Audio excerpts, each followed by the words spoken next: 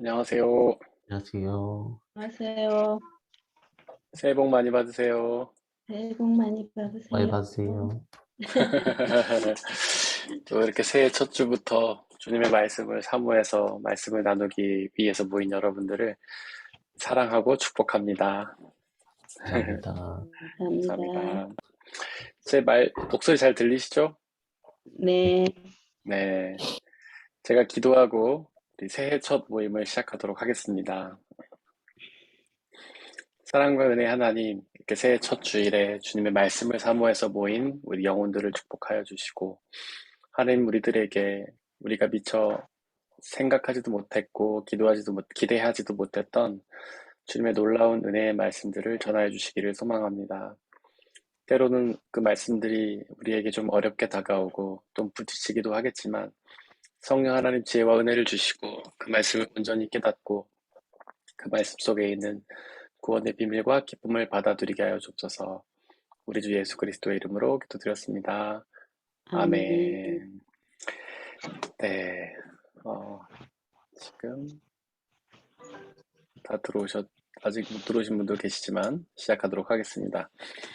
이제 저희가 지난 시간에 하나님의 말씀의 세 가지 차원을 나눴었는데, 혹시 기억하시죠? 하나님 말씀의 세 가지 차원이 어떤 것들이었습니까?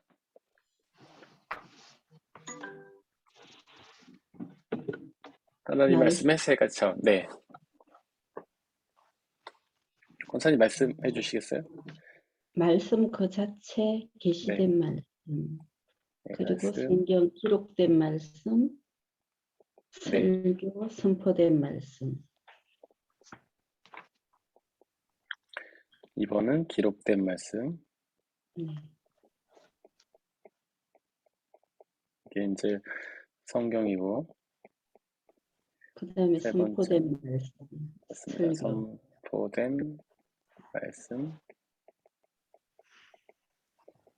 설교. 이 중에서 가장 권위가 있는 것이 뭐라고 말씀을 드렸죠? 말씀 그 자체라고. 네, 말씀 그 자체에 가장 권위가 있고 그 다음이 권위가 있는 것은 성경. 네, 성경이고 그 다음에 선포된 말씀. 그런데 이제 우리는 원래는 계시된 말씀이 가장 권위가 있고 하나님의 말씀에 가장 가깝지만 우리는 그 말씀을 지금 현재 경험할 수 없기 때문에 우리는 기록된 말씀을 통해서만 하나님의 말씀을 경험하고 그래서 우리에게는 현재로서는 기록된 말씀이 가장 권위가 있다고 말씀드렸죠. 그런데 이제 선포된 말씀이 권위적으로는 가장 떨어지지만 우리가 하나님의 말씀을 더 가까이 갈 수 있다는 점에서 그러니까 설교자가 하나님의 말씀을 잘 선포할 경우에 제대로 선포할 경우에는 그 말씀을 통해서 하나님의 말씀을 가장 잘 이해할 수 있기 때문에 우리에게 유익할 수 있는 말씀은 선포된 말씀일 수 있어요. 물론 이제 말씀을 잘못 선포할 경우에 그러니까 해석을 잘못해서 왜곡되게 선포할 경우에는 오히려 독이 될 수도 있지만 그것을 잘 해석해서 잘 전할 경우에는 우리에게 가장 유익한 말씀이 될 수 있다고 했습니다. 요한복음 1장 1절에 보면 말씀 그 자체, 계시된 말씀을 곧 예수님이라고 표현하죠. 태초에 말씀이 계시니라 그 말씀이 하나님과 함께 계셨으니 그 말씀은 곧 하나님이시다. 그러니까 거기서 말씀은 이 말씀 그 자체는 하나님을 의미하기도 하고 예수님을 의미하기도 하는 겁니다. 근데 왜 말씀이 하나님을 의미하는가? 이거는 혹시 설명하실 수 있는 분이 계실까요? 왜 말씀이 하나님일까? 사실 말씀과 하나님은 구분되는 거잖아요. 그러니까 저의 말과 저는 다른 거잖아요. 제가 하는 말과 저는 다른 사람인데 그것처럼 하나님의 말씀과 하나님은 원래는 다른 건데 왜 성경은 말씀이 곧 하나님이라고 할까요?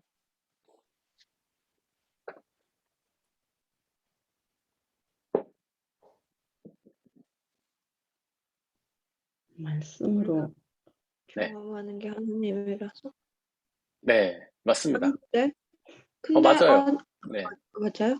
네, 우리는 오직 말씀으로만 하나님을 알 수 있기 때문에 그런 거죠. 네. 예를 들어서 하나님은 근데 하나님이 네, 같이 있는 거는 우리가 말씀으로 느끼는 게 아니잖아요. 어떤 게요? 다시 한번 중간에 끊겨서 잘 못 들었어요. 다시 한번 얘기해 주실래요?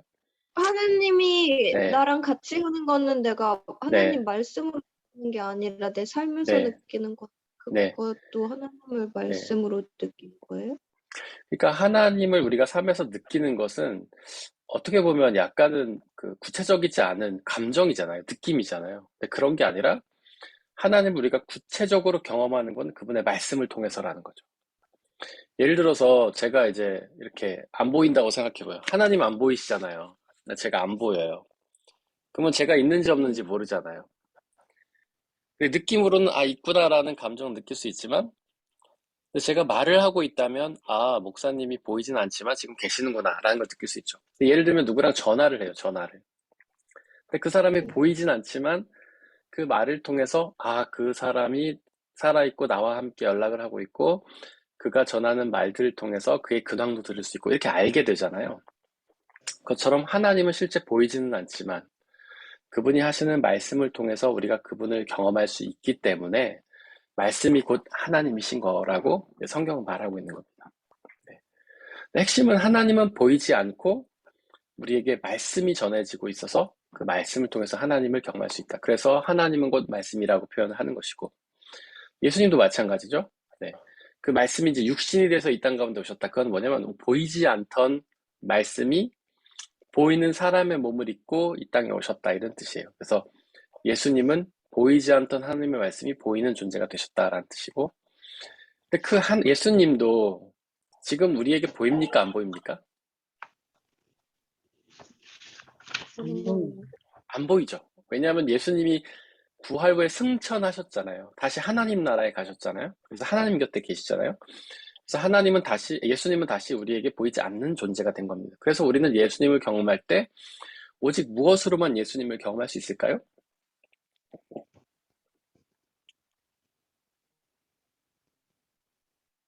우리는 다시 한번 질문할게요. 우리가 예수님을 이제는 경험할 때 하늘에 계셔서 안 보이기 때문에 예수님을 무엇으로만 경험할 수 있을까요? 말씀이요. 맞습니다. 말씀으로만 경험할 수 있는 거예요. 근데 한 가지 질문이 가능하죠. 아까 하라자매님이 던진 질문하고 비슷한 건데 우리는 성령의 임재를 통해서 예수님을 느끼지 않냐? 이렇게 질문할 수 있죠. 성령이 우리와 함께 계시다는 것은 우리가 감정적으로도 느껴요. 근데 그거는 확실한 감정은 아니에요. 약간 불확실하죠. 그냥 감정적으로 뭔가 함께 계시는 것 같은데 그게 성령이라는 사실을 우리가 확신할 수 없잖아요. 근데 성령이 우리와 함께 계시는 것도 사실은 말씀으로 함께 계시는 겁니다. 여러분들 성령 충만이라는 거를 우리는 그동안 굉장히 감정적으로만 이해를 해왔어요. 뭔가 감정적으로 어떤 뭔가 하나님 함께 계시는 것 같은 느낌? 내 안에 뭔가 충만한 느낌? 외롭지 않은 느낌? 막 이런 거를 성령 충만이라고 생각한다던가 아니면 그 엑스타시적인 감정, 뭔가 감정이 이렇게 극에 달해서 폭발해가지고 막 흥분하는 상태를 마치 성령 충만이라고 오해했는데 물론 성령 충만할 때 그런 감정적인 접근이 있는 거는 맞아요. 근데 성령 충만이라는 것은 다른 말로 하면 말씀 충만이에요, 여러분들. 우리 안에 하나님의 말씀으로 가득한 상태가 성령 충만이에요. 그래서 기도와 말씀을 통해서 하나님의 말씀으로 우리를 채우는 상태. 그리고 좀 더 구체적으로 말씀을 배우고 그것을 암송하고 기억함으로써 하나님의 말씀으로 충만한 상태. 그게 성령 충만이에요. 그래서 우리가 성령과 대화한다는 것은 우리 안에 기억되어 있는, 우리의 마음과 생각에 장악되어 있는 그 말씀과 대화하는 겁니다. 그래서 뭐 제가 어려운 상황에 처했어요. 그러면 이렇게 어려울 때는 구하라고 하셨지. 구하면은 구하는 자에게 문을 열어주실 거야. 그 말씀을 믿고 기도하는 거. 그렇게 말씀과 대화하는 것이 곧 성령과 대화하는 것이고, 말씀으로 충만한 것이 성령으로 충만한 상태예요. 네. 그래서 성령 충만이라는 것은 말씀 충만이다. 성령의 능력이 나타난다는 것은 말씀이 우리 안에서 실현되는 상태가 되는 거예요. 하나님의 말씀이 그냥 우리의 머리와 생각에만 머무르는 게 아니라 우리의 삶 속에서 그것이 응답되어지고 역사가 이루어지는 상태. 그것이 바로 성령의 역사인 거죠. 그러니까 성령 충만이라는 걸 너무 감정적으로 접근하시지 마시고 구체적으로, 실제적으로 그것이 말씀 충만이다. 그래서 우리가 지금 말씀 알을 하고 있는 이 과정, 이 시간, 이것이 성령 충만으로 가는 시간들이에요. 뭐 한국에서는 옛날에 성령 충만하려면은 어떻게 했습니까? 뭐 기도원에 가서 나무 뿌리 하나는 뽑아야지 성령 충만할 수 있다. 우리 어렸을 때는 그런 얘기 들었는데, 권사님 그런 얘기 들으신 적 있으세요? 예. 그죠? 뭐 기도원 가서 나무는 하나 붙잡고 뽑아야지 우리가 성령 충만해야 된다, 그런 얘기가 있었어요. 그게 뭐냐면 나무를 붙잡고 기도를 해야 된다는 거죠. 그만큼 간절히 막 기도해야지 우리가 성령 충만해진다, 이렇게 얘기를 했어요, 옛날에는. 근데 그거는 굉장히 이제 감정적인 접근일 수도 있는 것이고, 좀 한편으로 치우친 거죠. 성령 충만은 기도로만 되는 건 아닙니다. 기도로 가능하지만 말씀과 함께 가야 되는 거예요. 우리가 기도만, 어떤 강한 기도나 혹은 엑스터시적인 접근이나 어떤 감정적인 터치를 통해서 성령을 경험하려고 하는 것을 우리는 광신이라고 표현해요. 광신은 뭐예요? 잘못 알고서 믿는 거예요. 맹신도 비슷하죠, 맹신. 잘못된 정보를 과하게 믿는 거를 광신이나 맹신이라고 하는 거잖아요. 그러니까 하나님에 대해서 알지 않고 제대로 모르면서 무조건 믿고 신뢰하고 감정적으로 접근하는 거, 그게 이제 광신이나 맹신이 되는 거예요. 그것이 온전한 신앙이 되기 위해서는 기도와 말씀이 같이 가야 된다. 그렇습니다. 그래서 말씀의 세 가지 차원 저희가 이렇게 복습을 해봤는데, 그래서 이것이 우리에게 가르치는 바는 일단 여러 가지가 있어요. 성령의 영감서 하면서 좀 나누겠지만, 하나님의 말씀 그 자체와 우리가 기록된 말씀으로 보는 성경에는 약간의 차이가 있다. 그리고 성경 말씀을 통해서 직접 읽음으로써 우리가 느끼는 하나님과 설교를 통해서 느끼는 하나님에도 차이가 있을 수 있다. 그리고 또 뭐를 배울 수 있냐면, 우리가 성경, 사실 한국 교인들이 설교를 되게 중요하게 생각해요. 예배 시간에 설교 듣는 것, 그것도 중요하지만 어떤 성경, 선포되는 성경, 낭독되는 성경 낭독, 이것도 굉장히 중요하다. 그래서 그런 말씀들을 우리가 들음으로써 하나님께 더 가까이 나갈 수 있다. 이런 차원들을 저희가 배울 수 있는 것이죠. 이제 성경의 저자에 대해서 이야기를 해보려고 합니다. 여러분들 생각 한번 듣고 싶은데, 여러분들은 성경의 저자가 누구라고 생각하세요? 그러니까 누구라고 생각한다는 것보다는 어떻게 쓰여졌을까요? 성경이라는 게. 이 저자들이 있잖아요. 성경에 보면 뭐 모세도 있고 이사야, 예레미야, 뭐 마테마가, 누가, 요한, 바울, 이런 사람들 있잖아요. 이 저자들. 이 저자들이 과연 성경을 쓸 때 어떻게 썼을까요? 여러분들이 알고 있는 바는 무엇입니까?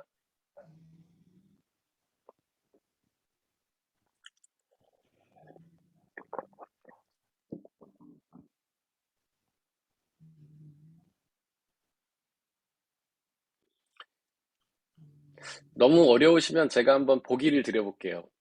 1번. 그냥 어떤 성경의 저자가 이렇게 기도하다가 성령이 충만하게 임해가지고 마치 그 사람은 컴퓨터 키보드고 성령이 키보드를 쳐주신 거예요. 그래서 그 사람은 이렇게 있다가 기계적으로 막 펜을 쓴 거예요. 옛날에는 키보드가 없었으니까 펜을 썼을 거 아닙니까? 근데 지금으로 치자면 저자는 키보드고 성령님이 막 타자를 쳐주신 거예요. 이게 1번이에요. 이렇게 생각하시는 분도 있을 것이고, 2번은 성령이 감동을 주시긴 줬는데 이 저자가 그 성령의 감동을 나름대로 이해하고 키보드가 아니라 자기가 이제 치는 거죠. 자기가 그래서 이해하고 어떤 감동받은 성령 하나님의 말씀을 썼다. 그게 2번이에요. 뭘까요? 1번일까요? 2번일까요? 1번이라고 생각하시는 분 한번 손 들어봐 주시기 바랍니다.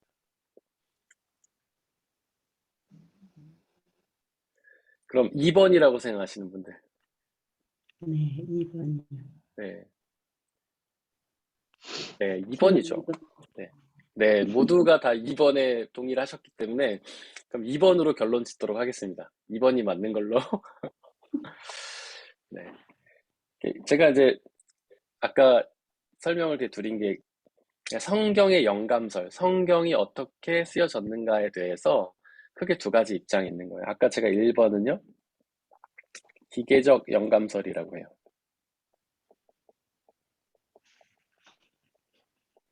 혹은 축자 영감설.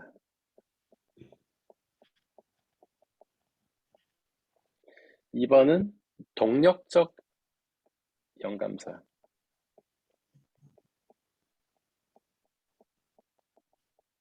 뭐 이거 외에도 사실 세부적으로 되게 많은데 크게 이제 구분하자면 이렇습니다. 이거를 유기적 영감설이라고도 하고,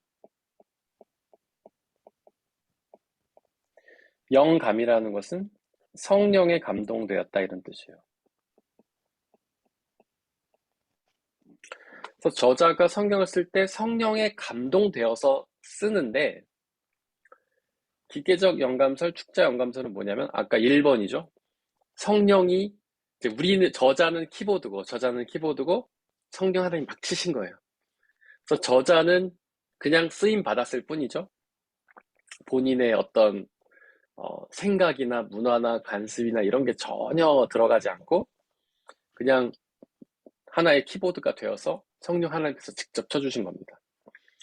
그래서 축자 영감설이라는 것은 글자 하나하나가 다 영감받았다는 뜻이에요. 그래서 저자는 전혀 거기 개입되지 않고 성령 하나님이 불러준 대로 썼다는 겁니다. 그래서 뭐 창세기 1장 1절 같은 경우에 태초에 말씀이 계시니라 이렇게 돼 있으면은 성령님이 불러줬다는 거예요, 저자한테. 야, 그렇게 써. 태초에 말씀이 계시니라. 그러면 이제 저자는 아무런 판단도 하지 않고 아무런 생각도 하지 않고 그대로 받아 적는 거죠. 태초에 말씀이 계시니라. 그래서 이런 사람들은 뭘 주장하면 성경에는 오류가 없다고 주장해요. 오류가 있을 수가 없죠. 성령 하나님이 직접 불러주셨는데 오류가 있으면 말이 안 되잖아요. 그래서 1.1획도 틀리지 않다라고 주장합니다. 성령 하나님이 불러주셨는데 틀리면 그럼 누가 틀린 거예요? 하나님. 하나님이 틀린 거잖아요. 그러니까 이 축자 영감설을 주장하는 사람들은 오류가 없다라고 주장합니다. 근데 여러분들께 한번 또 질문을 드려보겠습니다. 성경에는 오류가 있나요, 없나요? 오탈자가 있어요, 없어요? 음, 솔직하게 여러분들이 느낀 바를 한번 얘기해 보세요. 성경에 잘못된 부분이 있습니까, 없습니까? 그러면 또 제가 한번 거수로 의견을 물어보도록 하겠습니다. 있다고 생각하시는 분? 예, 저 있다고 생각해요. 네, 있다고 생각하시는 분? 그러면 없다고 생각하시는 분? 나머지 분들은 세모입니까? 있을 수도 있고 없을 수도 있습니까? 아, 세모는 없죠. 세모가 있을 수는 없죠. 이거는 죄송하지만 이분법입니다. 확실히 흑과 백이 나뉘는 거예요. 이거는 회색이 있을 수가 없어요. 다시 한번 잘 생각해 보시고. 여러분들 틀린다고 순간 창피할 수 있지만 영원하진 않습니다. 순간 쪽팔림은 순간입니다. 다시 한번 성경에 오류가 있다고 생각하시는 분. 네, 세 표. 네, 네, 있습니다. 네, 그럼 없다고 생각하시는 분. 두 네. 표, 세 표 대 두 표. 그러면 또 과반수에 의해서 성경에 우리가 있다로 정리를 하도록 하겠습니다.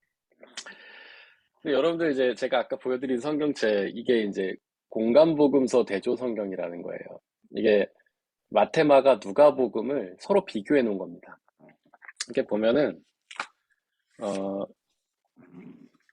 여기 보면 같은 본문을 마테마가 누가를 서서 비교를 해놨어요. 근데 여기에 차이가 존재합니다, 분명히. 이게 지금 보여드린 게 글씨가 보이시나요? 잘 안 보여요. 잘 안 보이시죠?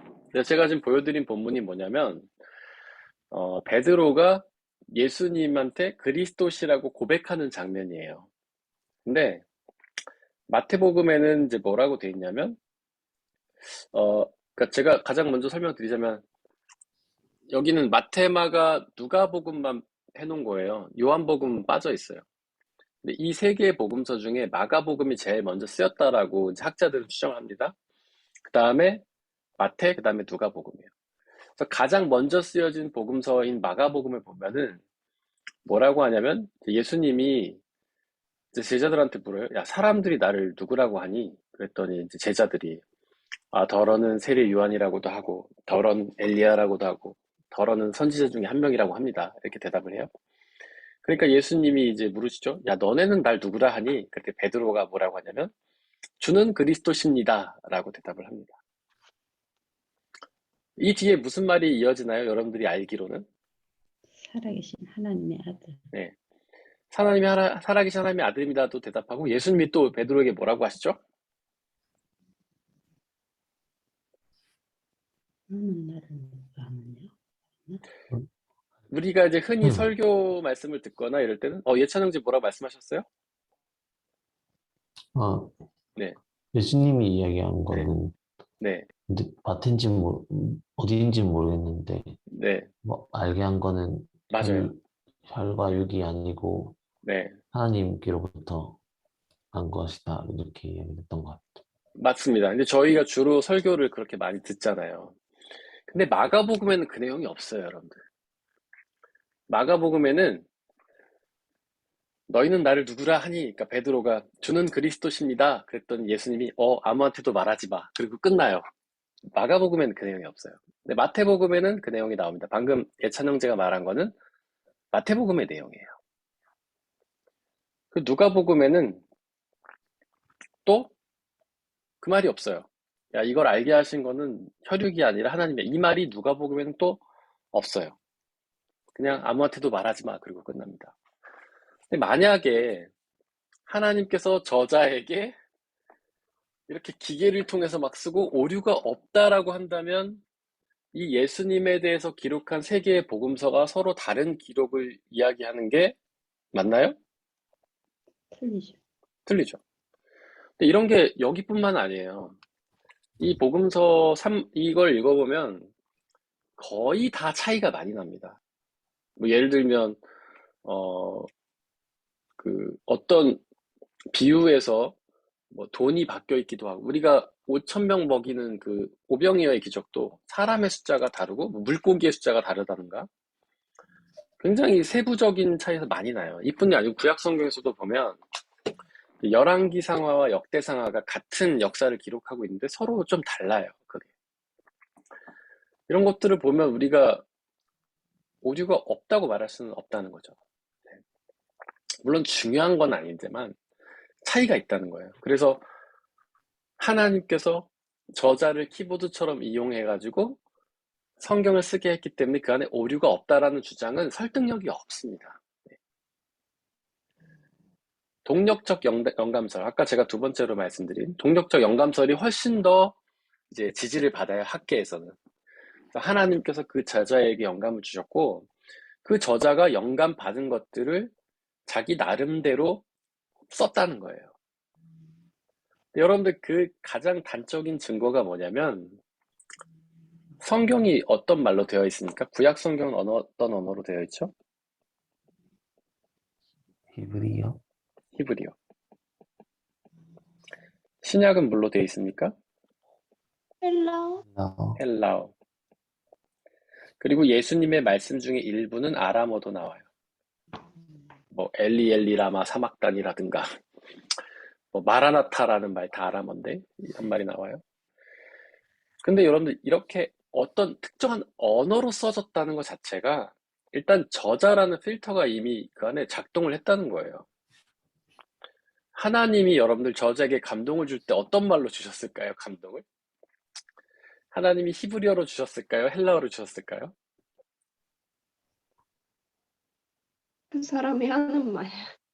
네, 그럴 수도 있고 아니면 어떤 언어가 아니라 그냥 깨달음을 주실 수도 있잖아요. 하나님이 어떤 특정 언어를 말하지 않고 그냥 깨달음 주신 걸 수도 있잖아요. 근데 저자는 언어를 사용하잖아요. 그러니까 하나님의 그 계시된 말씀이 저자라는 필터를 통해서 이미 언어가 한번 거쳐서 나왔기 때문에 그 저자가 키보드일 수는 없다는 거죠. 저자가 자기 하나님의 말씀을 자신의 어떤 문화나 언어비나 습관이나 무슨 그 살아온 뭐 어떤 삶의 방식에 따라서 한번 거쳐서 나올 수밖에 없다는 거예요. 그래서 일단 성경이 언어로 써 있다는 것 자체가 동력적 영감서를 강하게 지지하는 거예요. 그리고 성경에는 문체라는 게 존재합니다, 여러분들. 사람마다 문체가 있잖아요. 여러분들 카톡 주고받을 때 보면 사람의 특징이 있지 않습니까? 어떤 사람들은 카톡을 장황하게 막 보내요. 아, 뭐, 사랑하는 목사님 좋은 하루 보내셨나요? 오늘은 해가 좀 따뜻하죠. 오늘 뭐, 오후에 어떤 일정이 있으신가요? 없으시면 차나 한잔 하시죠. 이렇게 하는 사람도 있고, 아니면 어떤 사람은 탁, 그냥 직설적이죠. 목사님 오후에 시간 되시면 차 한잔 하시죠. 이렇게 한다든가. 어떤 사람들은 느낌표, 뭐 웃음표, 뭐 물음표, 뭐 하트 뿅뿅 막 날리시면 어떤 사람들은 마침표도 안 찍고 그냥 딱 한다든가. 그러니까 사람마다 문체라는 게 존재하잖아요. 네. 그래서 우리가 카톡 주고받을 때 그 사람 특징 잘 모르면 상처받지 않습니까? 얘네 왜 이렇게 단답형으로만 해? 내가 싫은가? 막 이렇게 생각하기도 하고. 저만 그런가요? 다른 분들 안 그러신가요? 네. 어쨌거나 문체라는 게 존재한단 말이에요. 근데 이 성경 안에는 문체가 있다는 거예요. 네. 예를 들어서 우리나라 말을 100년 전에 쓰여진 언어를 이제 봐요. 나란말 싸움이 뒹기게 달아 이렇게 써진 글을 봤어요. 그러면 우리는 알잖아요. 이게 조선시대 때 세종대왕이 한글을 만들자마자 쓰여진 글이구나 이런 거를 알잖아요. 근데 또 어떤 글을 봤는데 거기서 야 진짜 따봉이야 이런 말이 나왔어요. 그럼 그게 언제 쓰여진 말일까요? 따봉이야 이런 게 나오면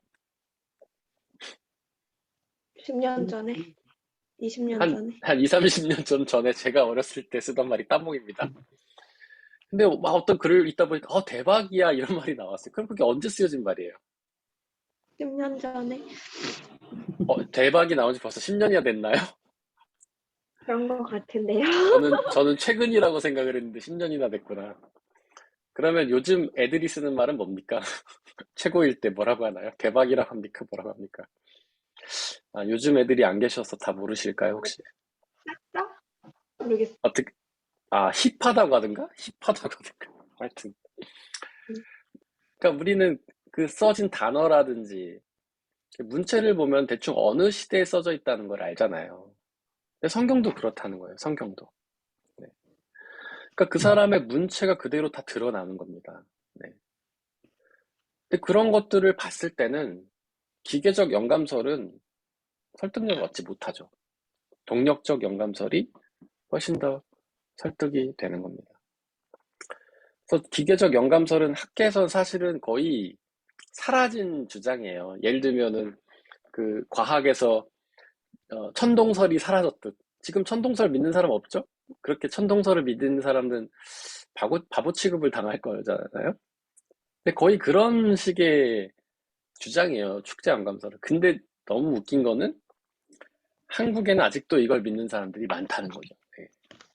한국 교회에서 다니신 분들은 대부분 축자 영감설, 성경은 1.1획도 틀리지 않고 오류가 없어 이렇게 주로 믿는데 신학계는 그렇게 주장하지 않는다. 그 여러 가지 증거, 제가 아까 말씀드린 문체가 다르다든가 언어로 써 있다든가 그 안에 내용이 차이가 난다든가 이런 것들은 사실이에요. 팩트예요. 그거는 뭐 감출 수 없는 그런 거라서 그런 증거들을 볼 때는 동력적 영감설이 맞다.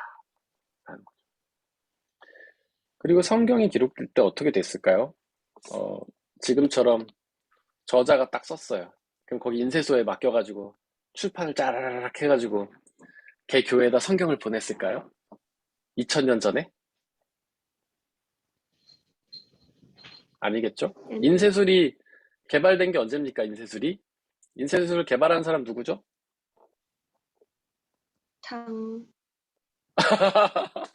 한국 분을 얘기하셔서 장영실이 개발했습니까? 아닌가? 저 잘 모르겠는데. 활자한 사람 아니야? 구텐베르그 얘기하시는 거예요? 네, 맞아. 구텐베르크 얘기한 거예요. 저는 구텐베르크가 한국이 조금 더 앞서긴 하죠. 그 그 뭐지? 쓴 거 아니에요? 난 한국기세기에서 네. 먼저 한 건 줄 알았는데. 아, 저도 그렇게 알고 있어요. 저도 그렇게 알고 있고, 팔만대장경인가? 뭐, 그거가 제일 최초 아닙니까? 갑자기 한국사에 되게 무식해지는.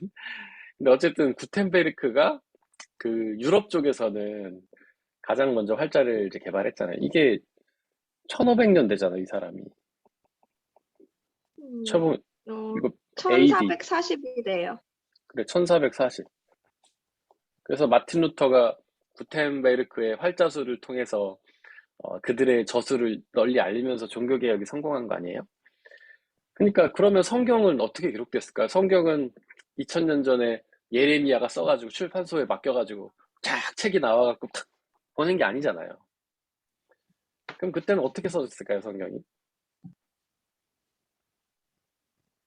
혹시 아시는 분 계신가요? 손으로 썼어요. 네, 손으로 썼는데 일단 저자가 써요. 저자가 써. 그 다음에 그걸 어떻게 하냐면 앞에 여러 사람이 쫙 앉아 있어요. 그럼 그걸 불러요, 저자가. 그럼 앞에 앉아 있는 사람이 받아 적는 거예요. 태초에 말씀이 계셨다. 그러면 아, 태초에 말씀이 계셨다. 받아 적어요. 근데 받아 적다가 오탈자가 생길까요? 안 생길까요? 생겨요. 생기죠. 네. 그리고 옛날에 종이가 어떤 종이였어요? 옛날에 지금처럼 막 질 좋은 A4지 이런 게 아니잖아요. 옛날엔 어디에다 성경을 썼을까요? 파피루스. 네, 성경은 크게 아닌데? 두 가지에 썼어요. 우리 하라자미님 말한 것처럼 파피루스에 쓰여지기도 했고, 또 하나는, 가죽에? 예, 맞아요. 양가죽, 양피지. 양이 가죽에 아깝다. 썼어요. 틀리면, 가죽이, 아니, 가죽은 틀리면 맞은 거죠. 어떡해.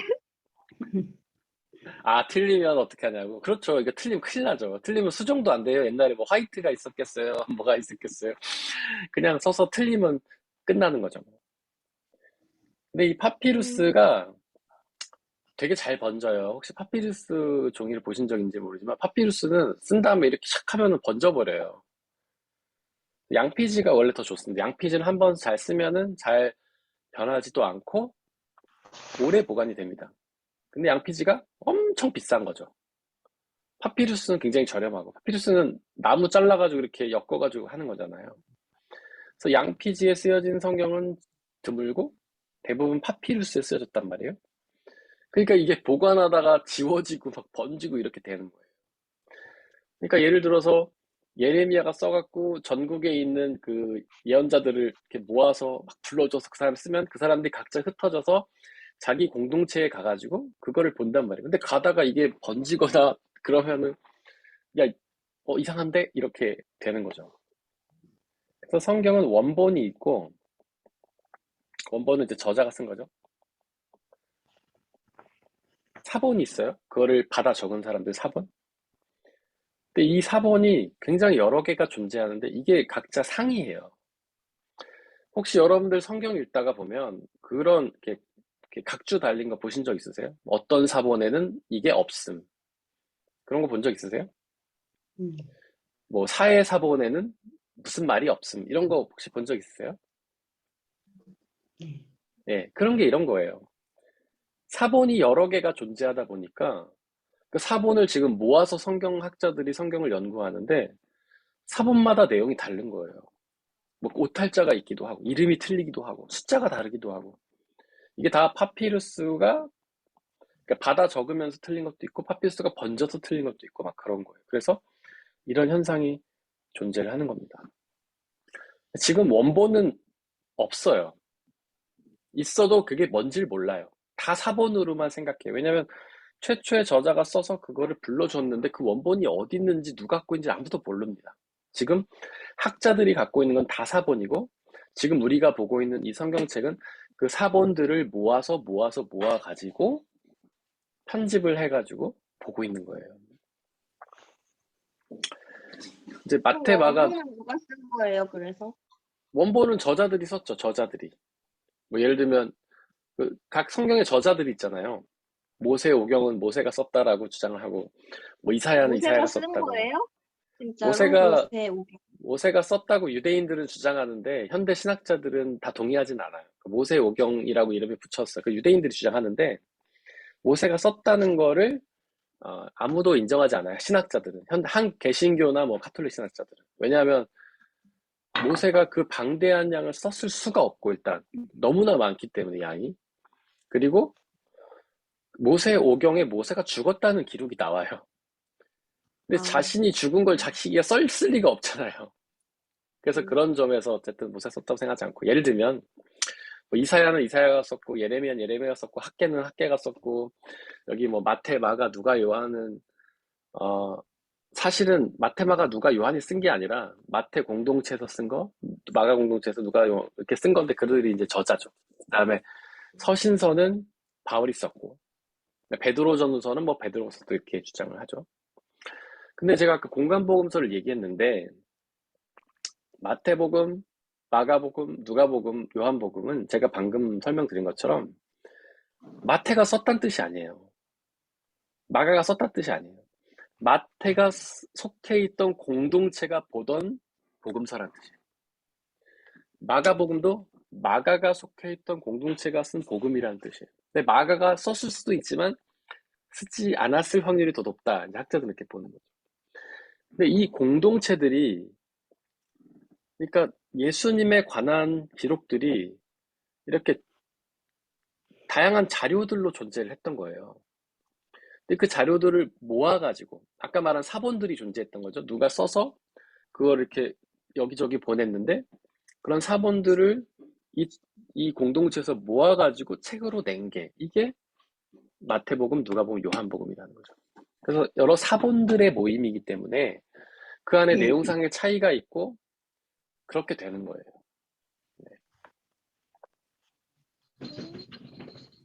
그래서 근데 지난주에 네. 얘기해 주셨던 것 같은데 잊어버렸어요. 구약은 네. 누가 쓴 거예요?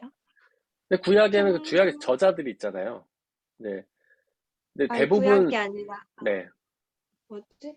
창세기 같은 건 누가 쓴 거예요? 그거는 사실 우리가 완전히 알 수는 없어요. 학자들이 밝혀 나가고 있는데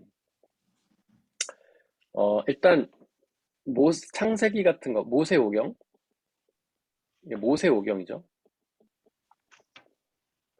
모세오경이라 부르는 거 이거는 이제 유대인들이 붙인 이름이에요. 모세오경. 유대인들은 모세를 굉장히 중요하게 생각하기 때문에 이 모세가 5개 성경을 다 썼다고 주장을 해요.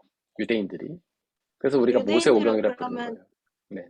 정말 자기 조상이 모세라고 생각하는 거예요?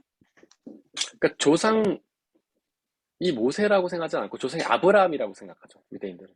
모세는 이스라엘을 이집트에서 구원해낸 사람으로 믿죠. 근데 모세도 물론 이스라엘 족속 중에 한 명이긴 하지만 그들의 조상은 아브라함으로 믿고 모세가 이스라엘에서 그러니까 이집트에서 이스라엘 구원했다고 믿고 이들이 모세를 왜 중요하게 생각하냐면 하나님이 모세를 통해서 십계명을 주셨기 때문에 그래요. 그리고 하나님이 모세를 통해서 그 모세 오경도 다 쓰게 했다고 믿어요, 유대인들. 그래서 모세 율법의 권위를 부여하는 거죠. 그리고 그 율법을 자기들이 따르면서 자기들이 이제 하나님의 백성이다라는 것을 강조하기 위해서 모세 오경을 주장하는 거고, 하지만 요즘 신학자들은 모세 오경을 모세가 썼다고 생각하지 않아요. 그러니까 창세기도 모세가 썼다고 주장하지 않아요. 그럼 누가 썼냐? 근데 그거는 굉장히 연구가 되고 여러 가지 이제 연구가 있는데 가장 지금 학계에 많이 알려진 거는 뭐냐면 모세 오경 안에 그러니까 창세기 안에는 J, E, D, P라는 저자가 존재한다고 주장해요. J는 뭐냐면 여호와의 약자예요. E는 엘로힘의 약자예요. D는 제사장의 약자예요. D가 제사장이 아니고 제사장 맞습니다. 제사장. 그리고 P가 예언자. 이 4명의 저자가, 4부류의 저자가 존재한다고 생각해요. 그러니까 저화는 뭐냐면 성경의 모세오경에는 하나님의 이름이 나오는데 크게 2가지 하나님의 이름이 나와요. 하나는 여호와, 하나는 엘로힘. 그래서 여호와라고 쓴 하나님을 여호와라고 부르는 저자들. 하나님의 이름을 여호와라고 부르는 저자들이 존재하고 하나님을 엘로힘이라고 부르는 저자들이 존재한다. 이렇게 생각해요. 그 다음에 제사장 족속의 저자들, 예언자들의 저자들. 제사장과 예언자는 어떻게 다른지 아시죠? 제사장은 뭐 하는 사람들입니까?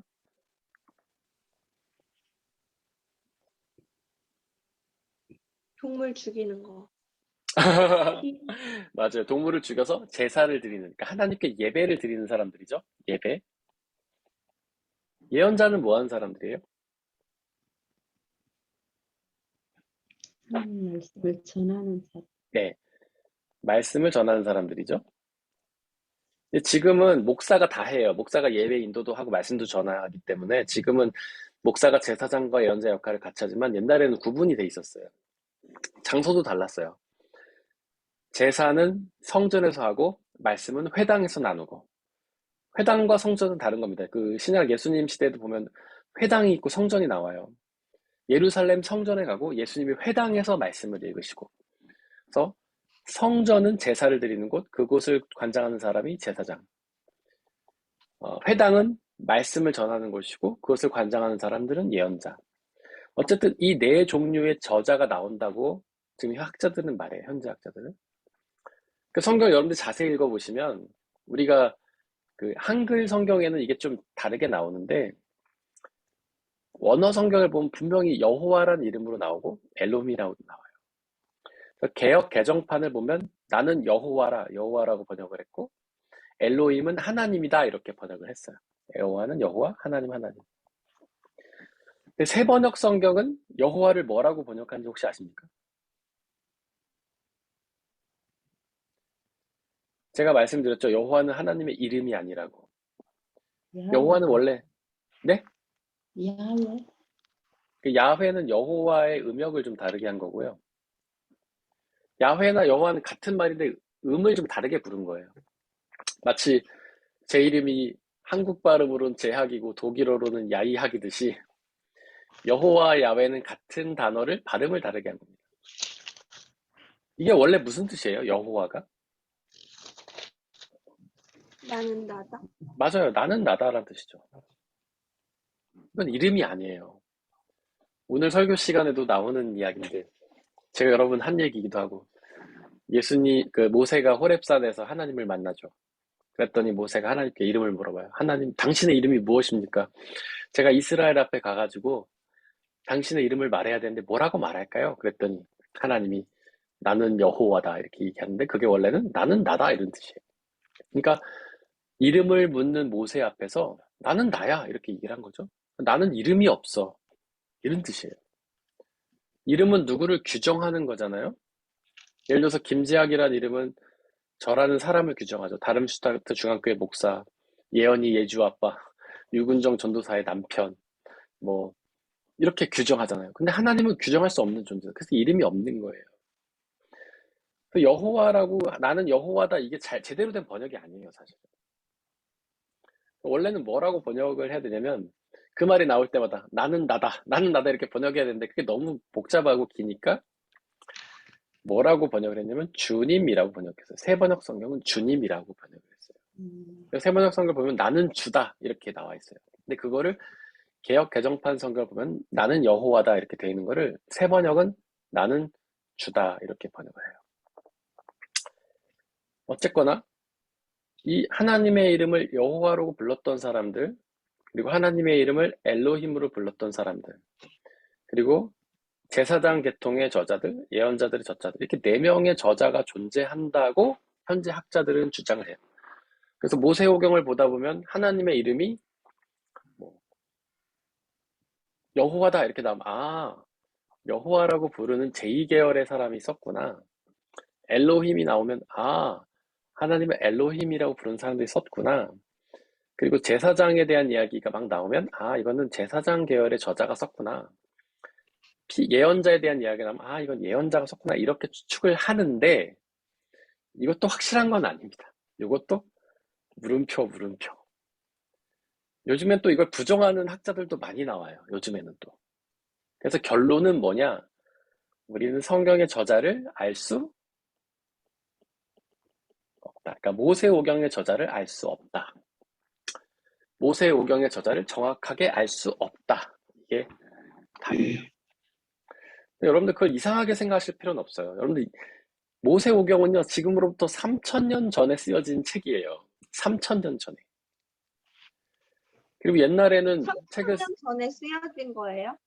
3000년 전에 3,000년 전에도 썼어요? 3,000년 전에 얘기를 말하는 거 아니에요? 아닌가? 아니야. 창세는 네. 빛이 있으니까 그 전 얘기를 말하는 거죠? 3,000년 그렇죠. 전 얘기를.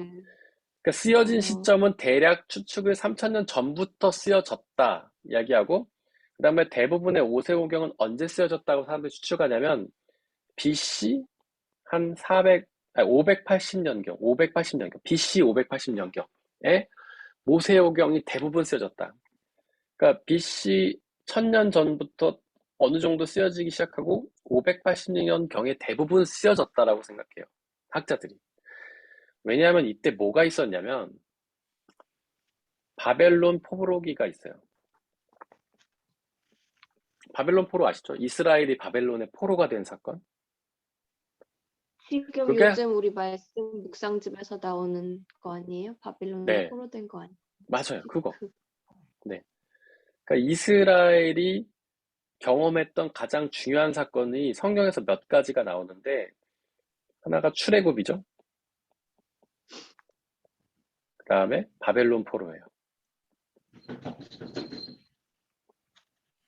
근데 이것보다 바벨론 포로가 더욱 이스라엘 백성들에게는 아주 충격적인 사건이었어요. 출애굽도 충격적이고 바벨론도 충격적이고. 왜냐하면 그들은 아브라함이 하나님과 언약을, 약속을 맺었다고 생각하잖아요. 그 약속이 뭡니까?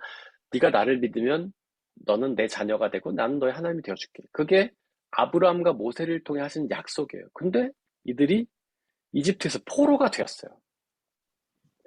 하나님의 백성이 포로가 되었어요. 충격적인 사건이죠. 하나님 믿으면 다 잘 될 거라고 생각하고 만사가 형통할 거라고 우리는 생각하잖아요. 근데 포로가 됐어요. 이스라엘 백성은 너무 충격적인 거예요. 그리고 이제 간신히 탈출을 해가지고 가나안 땅에 다시 나라를 이렇게 해서 잘 살고, 사울이 나라를 일으키고 다윗 왕 때 뭐 나라가 엄청 강성해지고 솔로몬 때도 부자가 됐는데 그 뒤로 나라가 막 기울기 시작했어요. 그리고 솔로몬의 아들인 여로보암과 르호보암 때 나라가 두 개로 쪼개져요. 이스라엘이. 뭘로 쪼개집니까? 북이스라엘과 남유다. 네, 북이스라엘, 남유다. 우리가 마치 남한과 북한으로 쪼개지듯 쪼개져요. 이게 바로 불과 솔로몬 다음 때 있었던 일이에요. 솔로몬 다음 때. 근데 이 북이스라엘이 아수르라고 아시죠? 아수르? 음, 성경에 뭐 아수르라는 사람들이 나와요? 근데 그게 이제 원래는 아시리아예요. 아시리아. 아시리아 혹은 아시리아. 이 나라가 지금의 뭐냐면 시리아예요. 시리아. 이 시리아가 공격을 해요. 북이스라엘과 남유다를 공격을 해요. 북이스라엘은 끝까지 싸우다가 처참히 망해요. 북이스라엘이 망해버려요. 남유다는 싸우다가 내가 조공을 바칠 테니 우리를 좀 살려다오. 남유다는 나라가 유지가 돼요. 남유다가. 대신 시리아의 속국이 돼가지고 조공을 엄청 바치는 나라가 되죠. 근데 이 바벨론이 등장을 해서 바벨론이 시리아를 멸망을 시켜버려요. 이 바벨론이 유다를 공격해요. 그래서 유다를 멸망시켜버려요. 이게 바로 BC 587년에 있었던 일이에요. 이때 유다가 사라져버려요. 그러니까 이스라엘이란 나라가 역사 속에서 없어져 버려요. 이게 엄청나게 큰 충격이죠.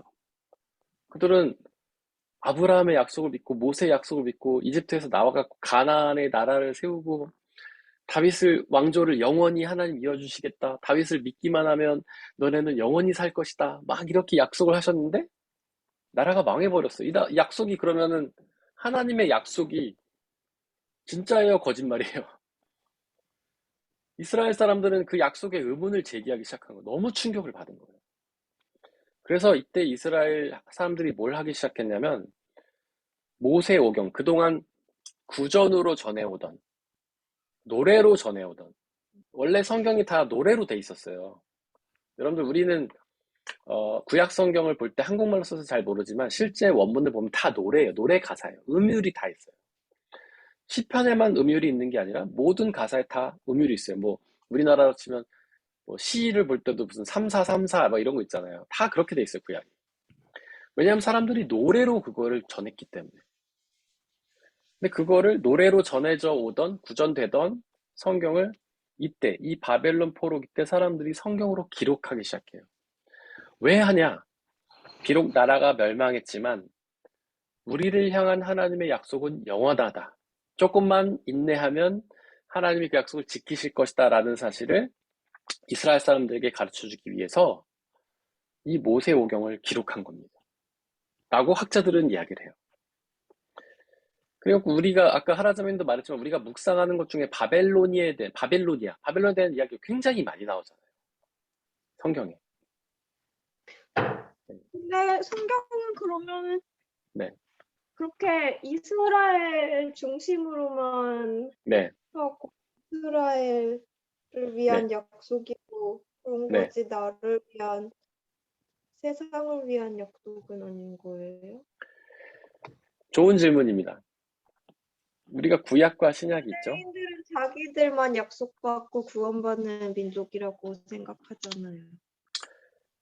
구약에서는 그 말이 맞아요. 구약은 하나님이 유대인들에게 나타나셔서 유대인들을 선택하시고 유대인들을 구원하셨습니다. 그런데 신약에 와서 예수님을 통해서 이게 모든 이방인들에게로 확장이 돼요. 구약에서는 유대인들도 그렇게 생각했어요. 하나님이 우리를 위한 것이다. 그리고 구약 성경에 보면 실제로 하나님이 이스라엘과만 약속을 하세요. 예수님도 처음에는 그렇게 말씀을 하세요. 여러분들 그 얘기 아시죠? 이방 여인이 예수님한테 와가지고 이렇게 뭐 말씀을 드리려고 했던 예수님이 나는 이방인의 계획에 보냄을 받지 않았다. 이렇게 얘기하면서 그 이방 여인을 무시하는 말을 하시잖아요. 그거 기억하세요? 그거 아세요? 네, 그래서 우리는 네. 그런 부스러진 빵 부스러기 식탁 어. 밑에 떨어진 거를 먹는 거기 때문에 구원받은 거예요. 그게 그 아니고 식탁에 있는 사람들이 네. 먹지 않아서. 그게 아니고 근데 그 여인이 그렇게 말을 하는데 사실은 예수님이 정말 그렇게 생각했던 게 아니에요. 그거는 유대인들을 질책하기 위해서 하신 말씀이에요. 왜냐하면 예수님은 이방인을 찾아가시잖아요. 사마리아에 가셔서 우물가의 여인을 만나시고 그러니까 그거는 유대인들을 질책하기 위해서 한 말이에요. 나는 유대인들을 대신해서 한 말이지만 그 여인을 칭찬하셔서 그 여인과 교제하시면서 예수님은 이방인에게도 보냄을 받았다라는 사실을 이야기하시죠. 그리고 우물가 여인도 찾아가시고 예수님을 통해서 유대인으로부터 시작된 복음이 전 세계로 퍼지는 거예요. 모든 사람으로. 그리고 바울 때에 바울이 이방인 선교를 하잖아요. 그러면서 전 세계로 퍼지는 거예요. 네. 그렇게 이해를 하시면 됩니다. 그래서 어쨌거나 네, 성경의 저자는 알 수는 없고 구약 성경, 특히 구약 성경 중에 모세오경의 저자는 우리가 정확히 알 수 없고 추측만 할 뿐이다. 근데 저자를 모른다고 해서 우리가 그 성경의 신뢰성이 떨어지는 건 아닙니다. 옛날에는 그랬을 뿐이에요. 지금은 저자를 다 밝히죠? 누가 썼다? 그리고 어디다 인용할 때도 저자 인용 안 하면은 다 표절로 다 잡혀가잖아요. 다 문제가 되잖아요. 근데 옛날엔 그러지 않았어요. 옛날에는 저자가 안 중요했어요. 그래서 저자를 특별히 밝히지 않았고요. 좀 더 재밌는 얘기를 하자면, 여러분, 이사야의 저자는 한 명이 아니에요. 성경의 이사야서의 저자는요, 최소 2명 혹은 3명으로 봐요. 그러니까 이사야가 2명 혹은 3명 있었던 거예요. 혹은 이사야라는 사람의 이름으로 성경을 쓴 사람이 2명 혹은 3명. 왜냐하면 그 안에 너무 문체가 다르고 너무 다른 시대를 언급하고 신학도 좀 다르고 그렇기 때문에 그래요. 여러분들 이렇게 저자가 명확하지 않다고 해서 그 성경의 권위가 떨어지는 건 절대 아닙니다. 옛날에 글쓰기 방식 그랬을 뿐이고 그리고 그 구약 성경이 지금 신약과 서로 너무 일맥상통하고 성경 전체의 문맥이 맞다는 것을 봤을 때는 우리가 그걸 성경으로 인정하는 거예요. 여러분들 그 놀라운 일이에요. 3000년 전 혹은 2500년 전 그리고 2000년 전, 이렇게 서로 500년 혹은 1000년 간격에 있는 여러 사람들이 하나의 이야기를 한다는 것은 기적이에요, 기적. 여러분들 일기 쓰신 분들 혹시 옛날 일기 꺼내보시면 어떤 느낌이 들어요? 야, 내가 이런 걸 썼나? 그런 생각 들지 않아요? 혹시 일기를 안 써서 그런 감정이 없으실 수도 있는데 옛날에 우리가 쓴 글을 읽으면 이게 내가 쓴 게 맞나? 이런 생각 들어요. 왜냐하면 우리 한 사람이 사고가 그만큼 변한다는 거예요. 한 사람이. 그래서 우리가 10년 전에 쓴 글, 지금 쓴 글 비교하면은 너무 달라요. 저도 가끔 제가 옛날 쓴 설교나 이런 거 보잖아요. 그럼 이게 내가 쓴 설교 맞나? 이런 생각이 들어요. 그러니까 제가 그만큼 달라지는 거죠. 그런데 여러분들 서로 다른 저자가 500년 혹은 1000년이라는 시간을 두고 이렇게 하나의 이야기를 한다는 거는 기적이에요, 기적. 그리고 3000년 전에 그러니까 2500년 전에 성경을 쓴 사람이 3000년의 성경을 봤을 거라는 보장이 없어요. 지금 우리는 성경책이 이렇게 돼 있어서 누구나 똑같은 성경을 보지만 옛날에 그러지 않았단 말이에요. 옛날에 제가 아까 말했죠? 서로 원본을 사본을 복사해서 어떤 공동체들이 사본을 갖고 있었어요. A 공동체는 뭐 사본 1, 2, 3을 갖고 있고. 근데 B 공동체는요, A 공동체랑 똑같은 사본을 갖고 있는 게 아니에요. B 공동체는 사본 4, 5, 6을 갖고 있을 수도 있고, 1, 2, 5를 갖고 있을 수도 있고, C 공동체는 뭐 7, 8, 9나 1, 4, 5를 갖고 있고, 서로 다른 사본을 갖고 있어요. 그러니까 500년의 간격을 두고 서로 다른 저자가 똑같은 이야기를 쓴다는 거는 기적이에요, 기적. 그건 하나님의 영이 그들을 감동하시지 않으면 있을 수가 없는 일이에요. 지금 예를 들어서 여기에 모인 우리 말씀함 이기 분들이 오늘 같이 이 말씀함을 듣고 서로 감상문을 쓴다고 쳐보세요. 우리 5명이 같은 이야기를 쓸까요? 아니에요. 저희 말씀삼 일기 지금 하는데 과제가 매주 주일 설교 듣고 요약하고 느낌을 말하는 거예요. 이분들이 쓴 거를 들으면 다 같은 얘기를 할까요? 그렇지 않아요. 같은 설교를 같은 시간에 들었는데 서로 다른 느낌을 말해요. 왜냐하면 살아온 환경이 다르고 습관이 다르고 이해가 다르고 성경에 대한 이해, 언어에 대한 이해가 다르기 때문에 서로 다 다르게 받아들여요, 그거를. 같은 이야기를 들어도. 그게 요즘 언어 철학자들, 특히 비트겐슈타인이나 이런 사람들이 말하는 거예요. 이 사람이라는 구조 안에 언어가 들어가면 그 안에서 변화가 일어나고 서로 같은 언어를 들었다 하더라도 다르게 이해할 수밖에 없어요. 그런데 서로 다른 시대를 살았던 서로 다른 저자가 비슷한 이야기, 같은 맥락 이야기를 한다? 이건 기적입니다. 그거는 성령의 감동이 없이는, 성령 하나님께서 그들에게 감동해주지 않고는 일어날 수가 없는 일이에요. 비록 저자는 불분명하다 하더라도 그는 분명합니다. 제가 성경 영감설 생각했던 것 이상으로 많은 이야기를 했는데 혹시 질문이나 뭐 나누고 싶은 게 있으실까요? 해결이 되지 않는 부분, 아직 무슨 얘기인지 모르겠다, 혹은 동의가 안 된다 이런 것도 있으면 한번 나눠보셨으면 좋겠습니다. 제가 이런 얘기를 한다고 해서 뭐 신앙이 흔들리거나 그러진 않으시죠? 성경의 권위가 그럼 없는 건가? 뭐 이렇게 생각하는 건 아니시죠?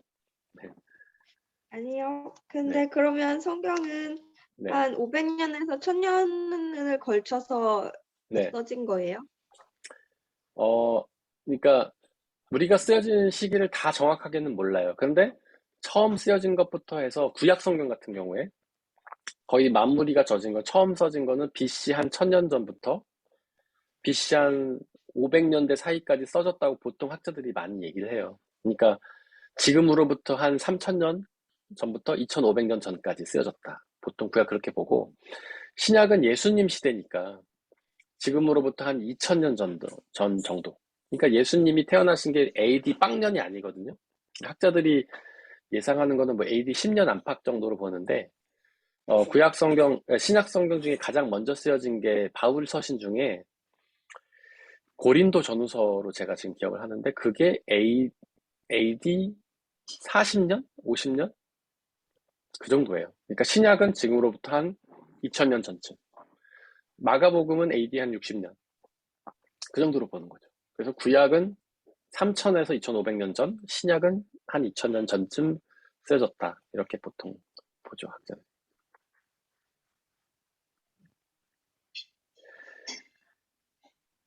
태초에 하나님이 창조하신 거는 지금으로부터 몇 년 전일까요? 태초.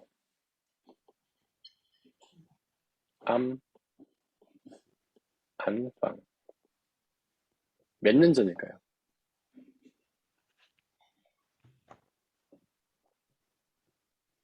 모르겠어요. 지구에 네. 생명이 나타난 게 언제예요?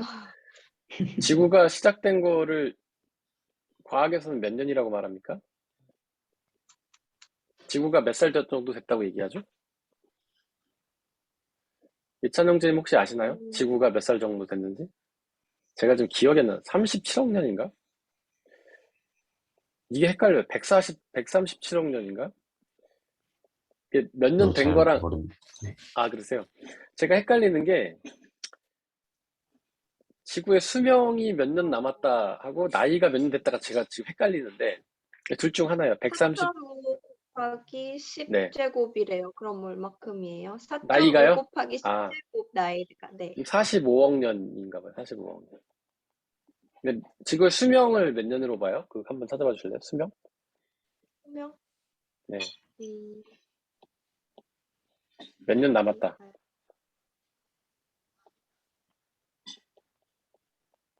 해야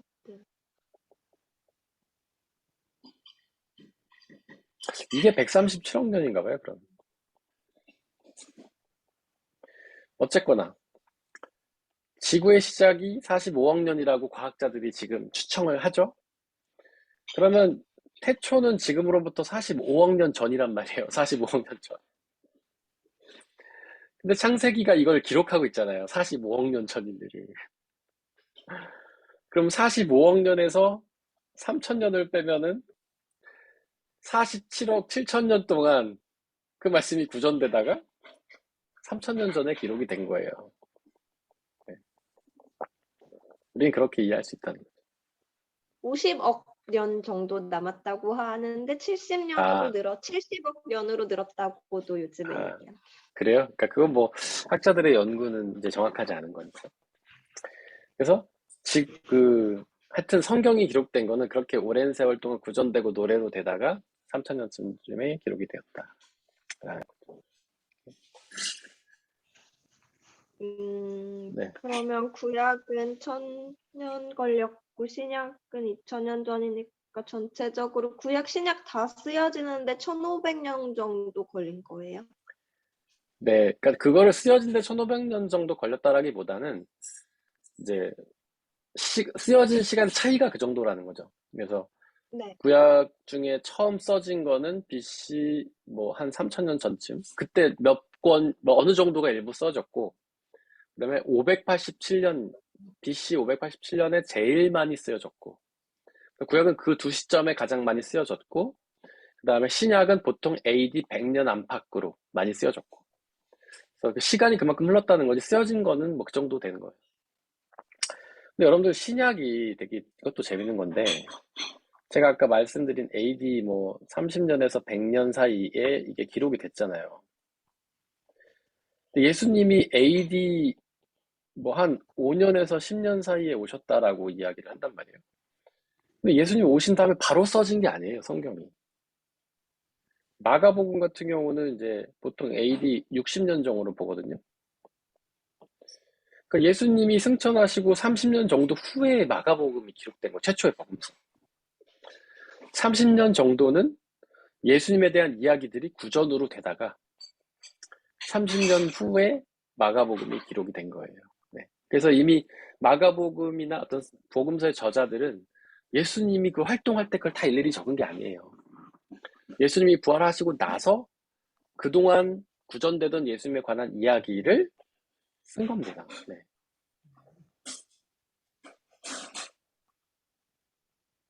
우리가 그런 그럼 우리가 것들을 읽는 성경은 성경은 그런 여러 책들을 모은 거잖아요. 이거 말고도 예수님이나 뭐 다른 기록이 더 많다면서요. 저희가 네, 네, 읽는 그 네, 성경에 골라서 편집된 거 말고도 네. 그러면은 그 이렇게 우리가 요즘에 읽는 그 성경은 언제 누가 그렇게 고른 거예요? 아, 너무 좋은 질문이에요, 장애님. 근데 성경은 우리가 정경과 이제 외경 혹은 그리고 미경 이렇게 세 개로 나뉘어요. 정경은 이제 캐논이죠. 이거는 이렇게 수많은 성경이 사실은 우리가 아는 것보다 훨씬 많습니다. 66권 외에도 더 많아요. 그 중에서 그 일부를 우리가 성경으로 인정해서 정경으로 인정해서 보는 거예요. 그걸 누가 했냐?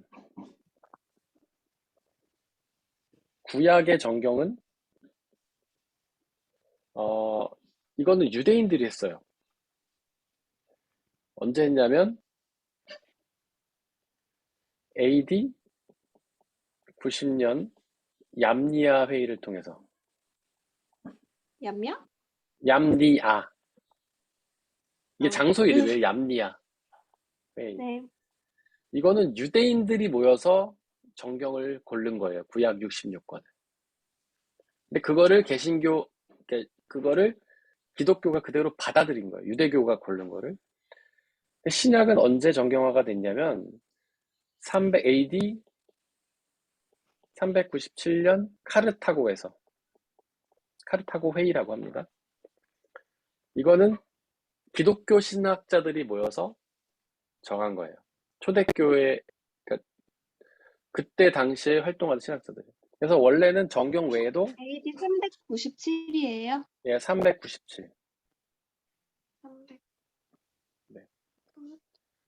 원래는 정경 외에도 더 많은 책들이 있었지만 이 두 가지 회의를 통해서 어떤 일정한 기준을 가지고 뽑은 거예요. 그래서 정경, 구약은 66권이 됐고 신약은 27권. 이게 정경이에요. 아니죠. 39. 제가 거꾸로 얘기했어요. 잘못 얘기했어요. 구약은 39권, 신약은 27권. 그래서 총합 66권. 정경 전체. 이거를 정경으로 뽑았어요. 그 외에 정경 외에도 굉장히 은혜롭고 좋은데 이제 몇 가지 기준에서 좀 합당하지 않은 게 있었어요.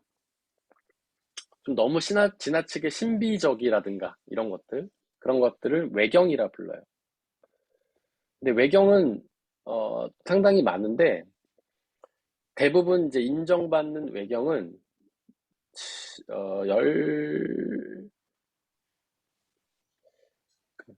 7권. 그 외경보다도 인정 못 받는 걸 미경이라고. 이건 굉장히 많아요. 제가 몇 권인지 잘 기억을 못해요. 미경은 굉장히 많아요. 외경은 7권, 미경은 7권. 그래서 정경은 우리가 확신하면서 볼 수 있는 성경. 외경은 참고 정도 할 수 있는 성경. 미경은 안 봐도 되는 성경. 이렇게 이해를 하시면 될 것 같아요. 근데 우리 개신교는 정경만을 받아들여요. 여러분들 중에 외경 보신 분 없잖아요? 근데 가톨릭하고 정교회는 외경까지 봐요. 그래서 여러분들이 가톨릭 성경을 사시면 66권이 아니에요. 73권이에요. 이 외경까지 포함을 해서. 가톨릭 성경에는 외경이 포함이 돼 있어요. 그래서 저 같은 경우도 신학 공부를 할 때 정경을 보고 외경은 가끔 참고 정도로 제가 갖고 있지는 않은데 옛날에 학교에서 뭐 자료를 보거나 이렇게 해서 참고 정도로 봅니다. 이 외경 중에는 이제 뭐가 있냐면 베드로 복음도 있어요. 베드로 복음. 그리고 도마 복음도 있어요. 우리는 복음서가 사복음서인 줄 알잖아요. 마태, 마가, 누가, 요한. 근데 실제로 두 개가 더 있어요. 베드로와 도마. 그다음에 바돌롬의 복음이라는 것도 있어요. 이런 것들은 우리가 이제 정경으로는 받아들이지 않죠. 그래서 이렇게 확정이 됐다, 지금 정경을. 근데 이거는 사실 나중에 할 내용인데 하라자매님 질문에서 제가 지금 미리 이야기한 겁니다. 혹시 뭐 또 질문이 있으실까요?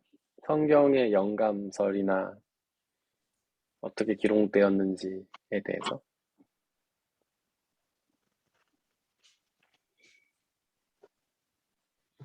그래서 이걸 우리가 이해할 때 어떻게 이해를 해야 되냐면, 성경은요, 신학이기도 하지만 인문학이기도 한 겁니다. 인문학은 사람에 대한 학문이잖아요. 그래서 우리가 성경을 접근할 때는 신학적으로도 접근해야 되지만 인문학적으로도 접근을 해야 돼요. 그래서 우리가 성경을 잘 이해하기 위해서는 인문학적 소양이 어느 정도 좀 있어야 됩니다. 철학도 알아야 되고 심리학이나 뭐 이런 것도 좀 알아야지 우리가 성경을 잘 이해할 수 있어요. 왜냐하면 성경은 아까도 말했지만 기계적 영감이 아니라 동력적 영감이기 때문에, 성경은 하나님이 영감을 주셨지만 저자라는 사람을 통해서 기록이 되어 있기 때문에 그 사람을 이해해야 성경을 잘 이해할 수 있는 거예요. 그래서 성경을 이해할 때는 신학뿐 아니라 인문학도 알아야 성경을 정확하게 이해할 수 있습니다. 사실 성경의 수많은 그 표현이나 이런 것들을 보면 당시 이스라엘 사람들의 문화를 이해하지 못하면 이해 못하는 게 너무 많아요. 그래서 그 당시 사람들의 문화를 이해해야지 이해될 수 있는 게 많아요. 예를 들면 뭐 그런 게 있죠. 욥기 우리가 보는데 머리에 죄를 뒤집어 쓴다 이런 표현이 막 나오잖아요. 근데 죄를 뒤집어 쓰는 게 뭐예요? 죄를 뒤집어 쓰는 게?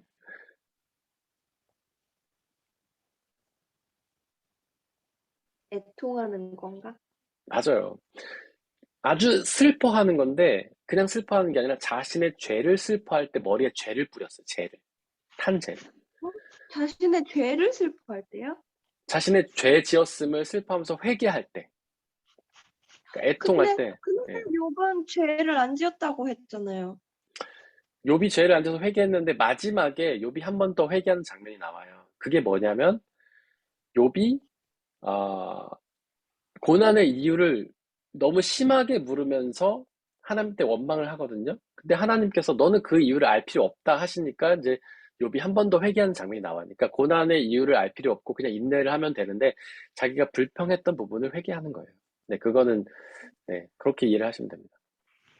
그는 회개를 했기 때문에 죄를 용서받았는데 마지막에는 자기가 불평했던 것까지 한 번 더 회개를 하는 거죠. 네. 어쨌든 그런 것들을 우리가 인문학적을 좀 알아야, 그러니까 히브리어나 우리가 헬라어를 안다는 거는 그 나라의 문화를 안다는 거죠. 그렇게 알아야 성경을 잘 이해할 수 있기 때문에 여러분들이 좀 신학 이렇게 말씀함을 통해서 제가 뭐 인문학적인 이야기도 좀 많이 하지만 그런 것들을 좀 이해를 할 필요가 있어요. 그래서 우리가 신학을 공부할 때 철학을 공부를 많이 해요.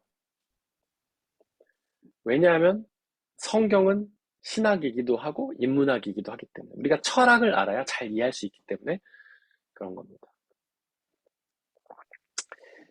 네, 혹시 또 성경의 영감에 대해서 질문이나 나누고 싶은 게 있으실까요?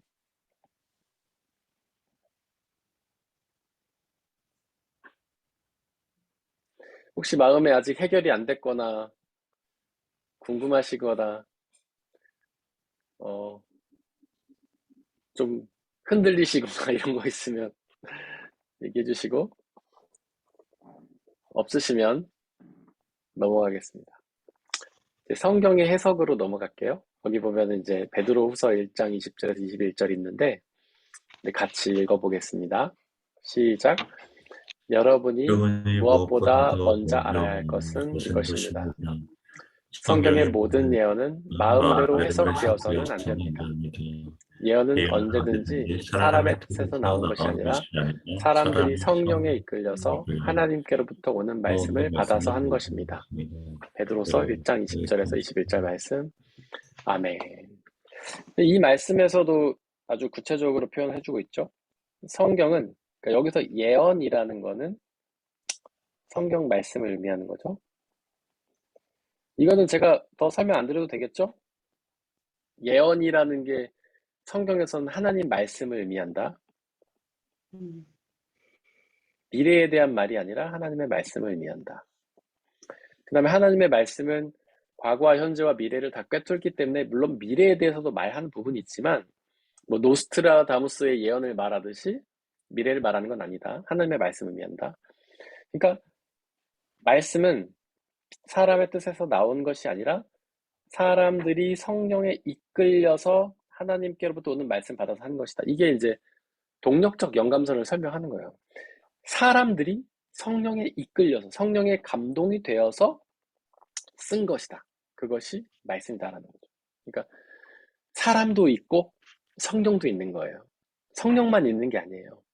바로 성령 하나님께서 사람이라는 도구를 사용하셔가지고 그를 감동시키셔서 한 거죠. 그래서 우리가 성경을 이해할 때는 사람과 성령이 같이 이해를 해야 된다. 그다음에 여기 보면 성경의 모든 예언은 마음대로 해석되어서는 안 된다 이렇게 돼 있잖아요. 마음대로 해석. 그러니까 내 마음대로 해석하면 안 된다는 거예요. 그걸 이제 우리가 알레고리적 해석이라고 해요. 알레고리적 해석.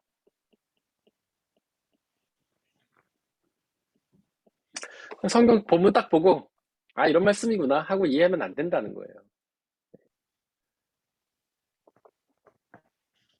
그 본문 하나 딱 떼놓고 그것만 이해하면 안 된다는 거죠. 그 요한 3서 1장 3절에 보면 그런 말씀이 나와요. 너의 영혼이 잘됨 같이 범사에 잘되기를 바란다. 너의 영혼이 잘됨 같이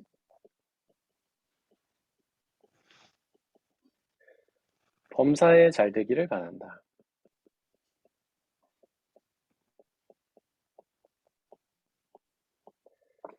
범사에 잘 된다는 게 무슨 뜻이에요?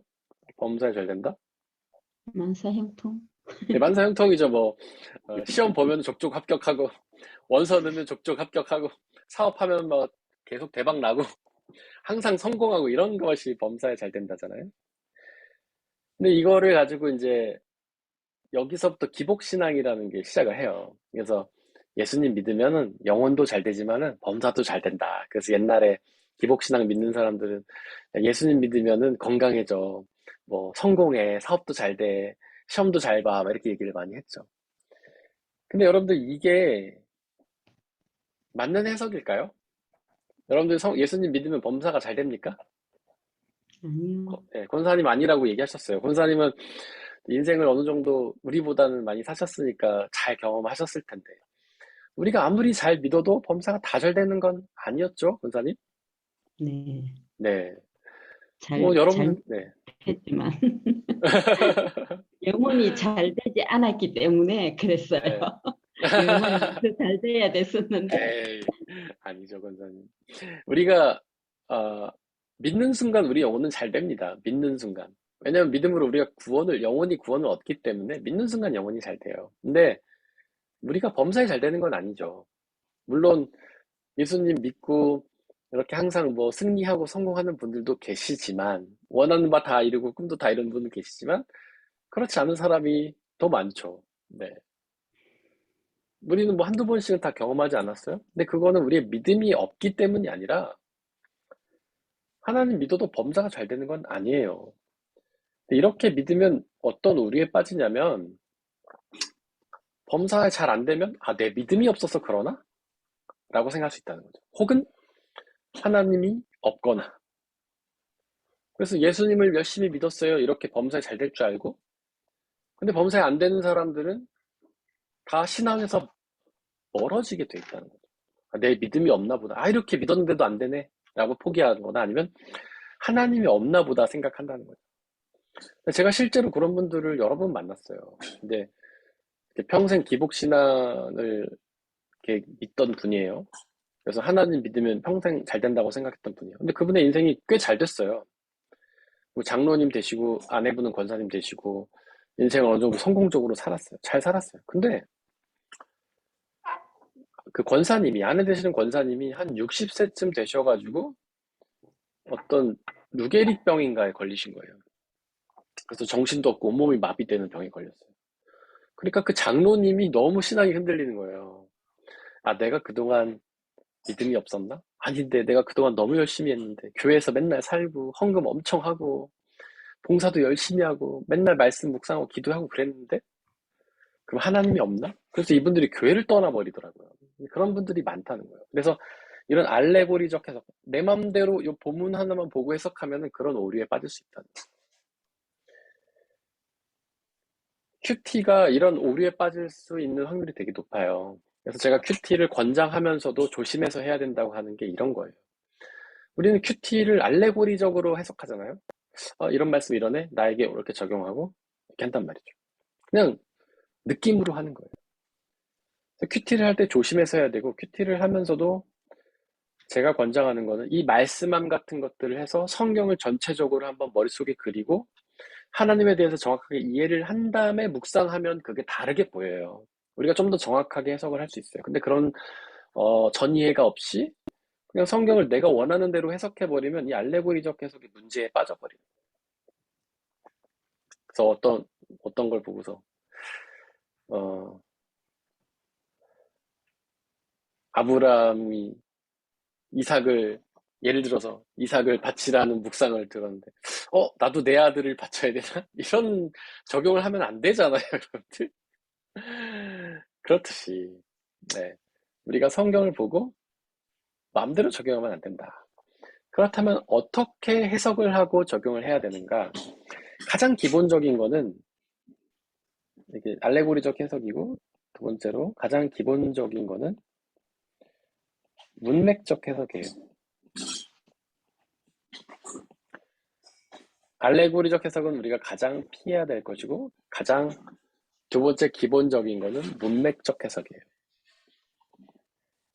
가다머라는 해석학자가 있습니다. 이 사람은 뭐 성경 해석자는 아니고 역사 해석학자인데, 이분이 해석학의 기본 원칙을 말했는데 그것도 성경에도 적용이 됩니다. 그게 뭐냐면 그러니까 모든 거를 해석할 때는 부분과 전체로 해석을 해야 된다.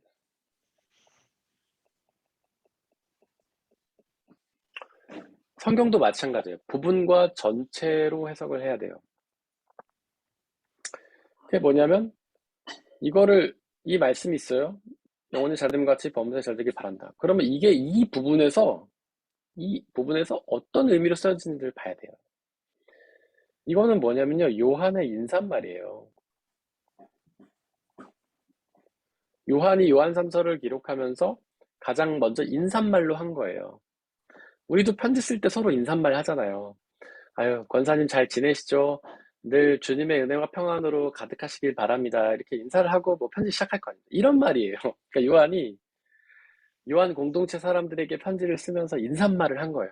여러분들 예수님 믿고 영혼이 잘 됐으면 좋겠고 범사가 잘 됐으면 좋겠어요 라고 인사말을 한 거예요.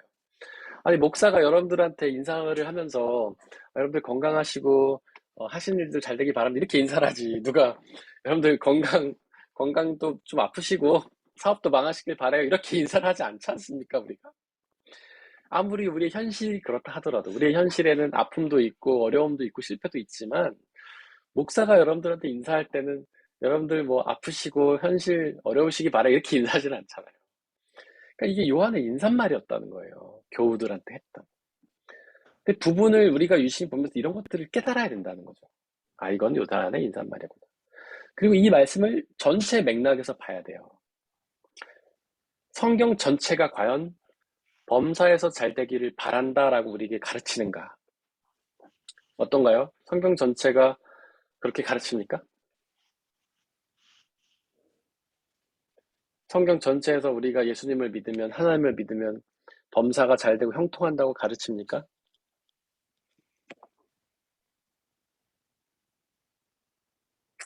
하나자매님 마이크가 꺼져 있어요. 그냥 아니라는, 네, 아니요. 아닌데, 그럼 어디에서 아니라는 증거가 나오죠? 우리 삶에서요.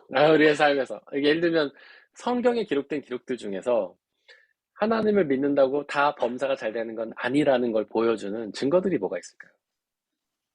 고난, 예수님의 십자가, 바울을 네, 감옥에도 갇히고 때리고 맞아요. 사람들이 때리고 네, 다들 순교하잖아요. 네, 맞아요. 그게 증거죠.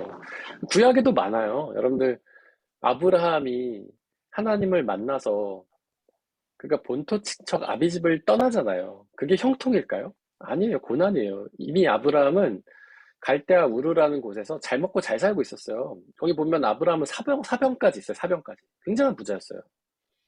나중에 그 조카 롯하고 자신의 재산이 너무 많아가지고 힘들어지니까 네가 좌하면 내가 우할게. 그래서 그 롯이 소돔과 고모라 선택하니까 아브라함이 딴 데 선택한 거죠. 이미 엄청난 부자였어요. 근데 하나님은 그걸 떠나서 다른 땅으로 가라고 한 거예요. 이미 그 지방에서 유지인데 그 지방에 뭐 떵떵거리고 잘 살고 있는데 딴 데로 가라고 하는 거는 고난이에요. 모세도 마찬가지죠. 이집트 왕자로 잘 살다가 광야로 가잖아요. 하나님 만나서. 그 다음에 이집트한테 대적해가지고 싸우는 역할하고 얼마나 목숨을 건 거 아닙니까 사실? 그 이집트는 당시에 최고의 군사력을 갖고 있는 나라였는데 거기다가 이집트가 지팡이 하나 들고 가서 맞서잖아요. 그건 엄청난 거죠.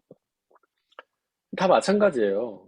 구약에 나오는 모든 인물들이 다 예수님을 하나님을 믿고 고난으로 나갔어요. 대부분의 인물들이. 성공한 사람들도 나오지만 극히 일부예요. 뭐 솔로몬 같은 사람 그 성경에는 굉장히 좋은 것만 기록하고 있지만 그거의 말로는 굉장히 힘들었어요. 다윗도 마찬가지고. 그다음에 뭐 아까 하나자매님 말씀하신 예수님이 대표적인 케이스죠. 하나님의 아들인데 이 땅에 오셔서 사람이 되신 고난, 십자가 달려서 죽으신 고난, 엄청난 고난 당하셨죠. 그다음에 뭐 바울과 사도들 그다음에 초대교회 성도들 모두 예수님 믿고 다 순교 당하잖아요. 그럼 예수님 뭐라고 하십니까 우리에게? 나를 따르려거든 나의 십자가를 지고 따르라. 자기의 십자가를 지고 따르라. 나를 따르려면 고난으로 와라. 형통하는 게 아니라 오히려 고난으로 오라고 성경을 가르친다. 이런 전체적인 맥락에 의해서 해석을 해야 된다는 거예요. 그래서 이 말씀은 성경에 기록되어 있기 때문에 절대적이야. 우리는 믿어. 이렇게 볼 것이 아니라 부분과 전체를 통해서 이거는 인사말이었구나. 전체적인 맥락으로는 안 맞네. 그냥 요한이 교우들에게 인사말로 한 말이구나. 이렇게 이해를 하면 된다는 거죠. 그래서 이거를 절대적으로 받아들이고 여기에 매달리고 내가 하나님 믿으면 잘 될 거야. 잘 안 되는 걸 보니 내가 믿음이 없나 보다. 잘 안 되는 걸 보니 하나님이 없나 보다. 이렇게 생각하면 안 된다는 거죠. 그 다음에 이제 역사적 해석이라는 게 있습니다. 이게 문맥적 해석하고 사실 조금 비슷한 부분인데 당시 역사적 상황에 맞게 이해를 해야 된다는 거예요. 그러니까 아까 제가 말씀드린 구약 성경은 보통 3000에서 2500년 전경에 쓰여졌고 그리고 신약 성경은 2000년쯤 전에 쓰여졌는데 그때 상황에 맞게 그거를 해석해야 된다는 거예요. 지금 우리의 시각으로 그걸 해석하면 안 되고 그 당시 사람들의 눈으로 그 당시의 사람들의 문화에서 그걸 해석해야 된다는 거죠.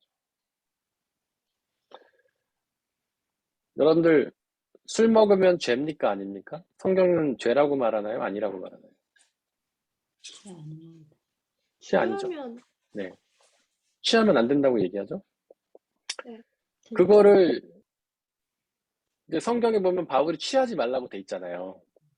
그러니까 술에 정말 취해가지고 인사불성이 돼서 하나님을 잊으면 안 된다 이제 그런 맥락이에요. 근데 이제 한국교회 성도들 중에서는 취하지 말라고 했으니까 술 마시면 안 돼 이렇게 얘기하는 사람도 있죠. 성경이 있으니까 하면 안 된다 이렇게 얘기하는 사람도 있어요. 그러면 성경에는 돼지고기 먹지 말라고 돼 있잖아요. 근데 왜 돼지고기를 먹죠? 우리 예수님 믿는 사람들 삼겹살 먹으면 안 됩니다, 여러분들. 아세요? 그거? 유대인들은 돼지고기 안 먹었어요. 굽 갈라진 거 먹으면 안 된다고 해서. 그럼 우리 예수 믿는 사람들은 돼지고기 삼겹살 먹으면 안 돼요. 근데 우리는 선택적이라는 거죠. 성경에 술 먹지 말라고 했으니까 술은 먹지 말아야지.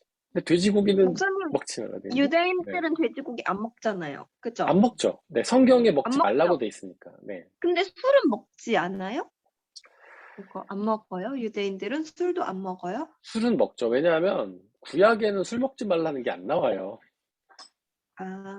바울만, 이 유대인들은 구약만 보잖아요. 바울만 술 취하지 말라고 했지. 그러니까 이렇게 맹목적으로 어떤 역사적 해석이 없이 맹목적으로 받아들이면 오류에 빠진다는 거예요. 그 맹목적으로 받아들일 거면 다 맹목적으로 받아들여야 되지. 왜 술은 안 먹으면서 돼지고기 먹냔 말이야. 이게 말이 안 된다는 거죠. 둘 다 역사적으로 봐야 돼요. 그러니까 술을 먹지 말라고 했던 거는 당시 역사적인 상황이 있었던 거예요. 초대교회가 예수님이 성찬식을 베풀잖아요. 거기 보면은 먹을 음식, 빵과 포도주를 먹잖아요. 근데 포도주를 너무 많이 마신 거예요. 당시에 초대교회 사람들이. 그러니까 예배드리다 막 취하는 일이 생긴 거예요. 그래서 막 싸우고 거기서. 그래서 바울이 술 취하지 말라 했던 거고. 그런 역사적인 맥락이 있는 거예요. 돼지고기도 마찬가지로 역사적인 맥락이 있어요. 당시 이스라엘은 더운 나라고 당시 사람들은 의술이 발달하지 않았기 때문에 돼지고기는 그 안에 그 해충이 많잖아요. 지금도 익혀 먹지 않으면 우리 그 뭐 촌충 같은 거 걸리잖아요. 그래서 뱃속에 뭐 12m 벌레 자라고 그런다고 하잖아요. 그래서 지금 돼지고기는 완전히 익혀서 구워서 먹잖아요. 근데 당시에는 요리법이 발달하지도 않았고 당시 날씨도 이스라엘 날씨도 덥기 때문에 돼지고기를 제대로 요리 안 해서 먹다가 죽는 사람들이 많아서 그런 역사적인 맥락으로 먹지 말라는 겁니다. 근데 그런 거를 이해해야 된다는 거죠.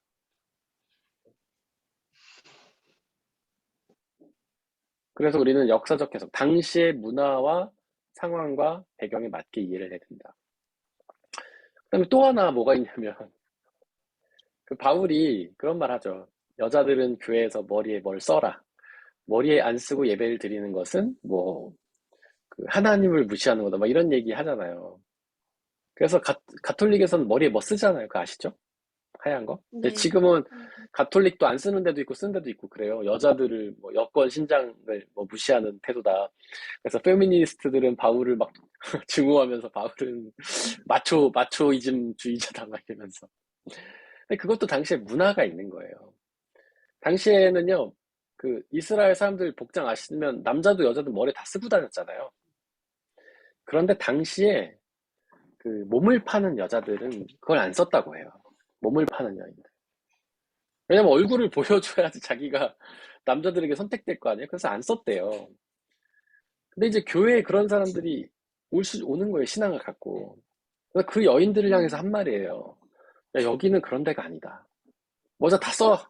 머리에. 당시의 문화에는 여자들은 다 썼기 때문에. 남자도 마찬가지지만.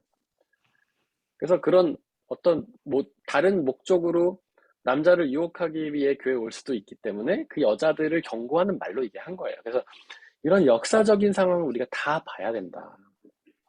역사적 해석이 중요하다라는 거죠. 그다음에 사도적 해석. 사도가 누굽니까? 사도?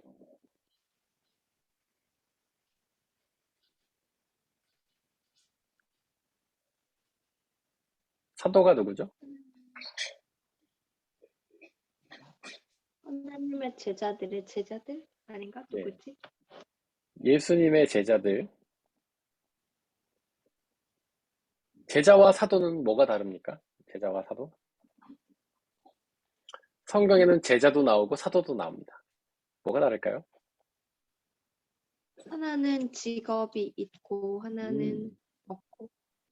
네, 맞아요. 일단 아, 공통점은 예수님의 부름을 받아서 예수님을 따르는 사람들이라는 거고, 차이점은 제자는 자신의 생업이 있는 거예요.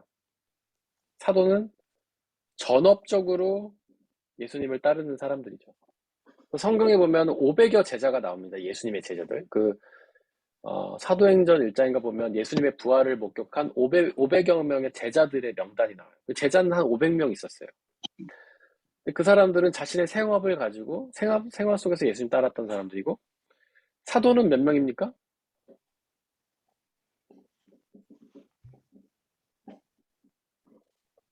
사도 몇 명인가요? 제가 너무 어려운 질문을 드렸습니까? 13명. 그렇죠. 원래 총 13명이 맞는데, 원래 가룟 유다랑 마띠아까지. 근데 가룟 유다가 이제 나중에 없어져서 원래 예수님 12명을 택하셨지만 가룟 유다가 이제 나중에 빠지고 마띠아가 들어오면서 13명이 됐죠. 근데 원래 하여튼 12명 혹은 13명. 사도. 사도적 해석이라는 것은 뭐냐면 이 12명의 사도들이 사실 마띠아는 예수님을 직접 본 적은 없지만 뭐 사도 바울도 사도로 치기도 하고 어쨌든 원래 사도의 정의는 예수님과 함께 동거동락하면서 예수님을 직접 보고 예수님 말씀을 직접 들은 사람을 이야기해요. 그게 사도들이에요. 이 사도들은 3년을 예수님과 함께 살면서 예수의 모든 말씀을 직접 들었고 예수님의 기적을 직접 본 사람들이에요. 예수님의 부활을 직접 목격한 사람들이에요. 그래서 이들의 해석이 가장 정확한 거예요. 예수님을 직접 목격했기 때문에.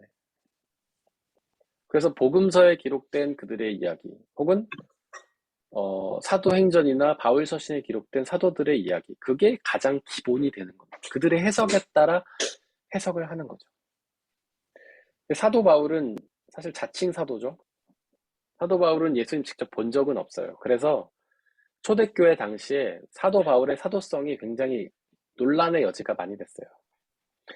본인은 예수님을 환상 중에 경험해서 만났다라고 주장을 했고, 다른 사도들은 직접 본 적이 없는데 무슨 사도냐라고 공격을 했어요. 그래서 초대교회 때는 사도 바울과 다른 12 제자들의 사이가 좋지 않았어요. 그래서 거기 보면은 사도 바울이 원래는 이제 그 예루살렘 교회나 아니면 유대 지역에도 복음을 전하려고 했는데 성령께서 막으심으로 유럽으로 가잖아요. 근데 그게 학자들이 해석하기로는 다른 12 사도들과의 갈등으로 이해를 해요.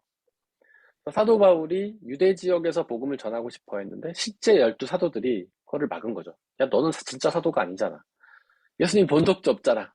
여기서 하면 안 돼. 그래갖고 사도 바울이 어쩔 수 없이 유럽으로 갔다 이렇게 해석하는 게 많아요. 어쨌든 사도들은 예수를 직접 경험하자.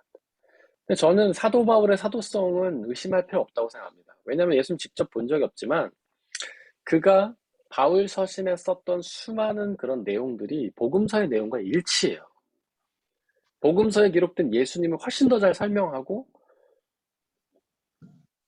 실제 예수님의 제자들보다도 더 예수님을 더 잘 이해하고 우리 현대 신학은 바울 신학의 주석에 불과하다고 얘기할 정도로 바울 신학에 의해서 우리 기독교가 토대를 마련하고 섰어요.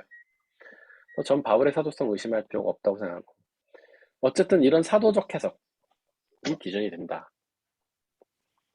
그 다음에 네 번째로는 성경으로 성경을 해석해야 됩니다. 이건 루터가 한 말이에요. 성경으로 성경을 해석해야 된다. 그러니까 구약의 말씀은 신약의 빛에 비추어서 해석해야 된다. 예를 들면은 이사야 61장에 보라 처녀가 잉태하여 아들을 낳을 것이다. 이거를 신약의 빛에 비춰서 그거를 예수님께서 성모 마리아의 몸을 통해서 이 땅에 오신 것으로 해석한다. 라든지 이렇게 성경으로 성경을 해석하는 거죠. 그 다음에 예수님이 재림하실 것이다 이런 말씀을 예수님이 열처녀 비유로 해석을 한다던가 성경을 성경으로 해석을 해야 된다는 거죠. 네. 그래서 저는 설교 시간에 성경 이외에 있는 비유를 잘 쓰지 않아요. 근데 부득이하게 필요한 경우에 쓰지만 다른 설교들 들어보신 분들은 드라마 비유도 많이 하시고 세상 사람 비유도 많이 하는데 저는 잘 그러지 않아요. 기본적으로 성경에 있는 비유들을 주로 얘기하고 그게 아닌 경우에는 그냥 우리 삶 속에서 일어난 소소한 이야기들을 비유로 써요. 왜냐하면 이것 때문에 그래요. 성경으로 성경을 해석해야 되기 때문에. 그래서 가능한 한 성경에 있는 이야기들을 비유로 사용하시는 거죠. 다섯 번째로는 교리적 해석. 이건 이제 다른 거랑 맥락이 비슷한 건데 그 교리라는 틀이 있어요. 우리한테는 삼위일체의 교리라든가 그런 것들을 통해서 성경을 해석해야 된다. 교리라는 것은 하나의 구조 같은 거예요.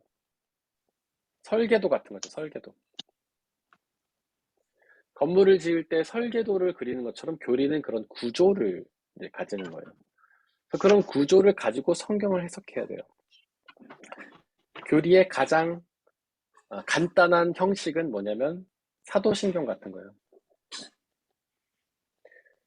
사실 이 신경은 여러 개가 있어요.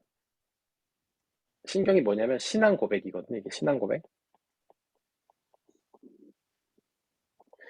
사도신경은 사도들이 만들었다라기보다는 사도의 신앙을 가지고 만든 고백서다 이렇게 이해를 하시면 되고 이게 가장 오래된 거예요. 사도신경. 가장 오래된 그 신앙 고백이고, 이 신앙 고백이 교리의 가장 압축을 보여주는 거예요.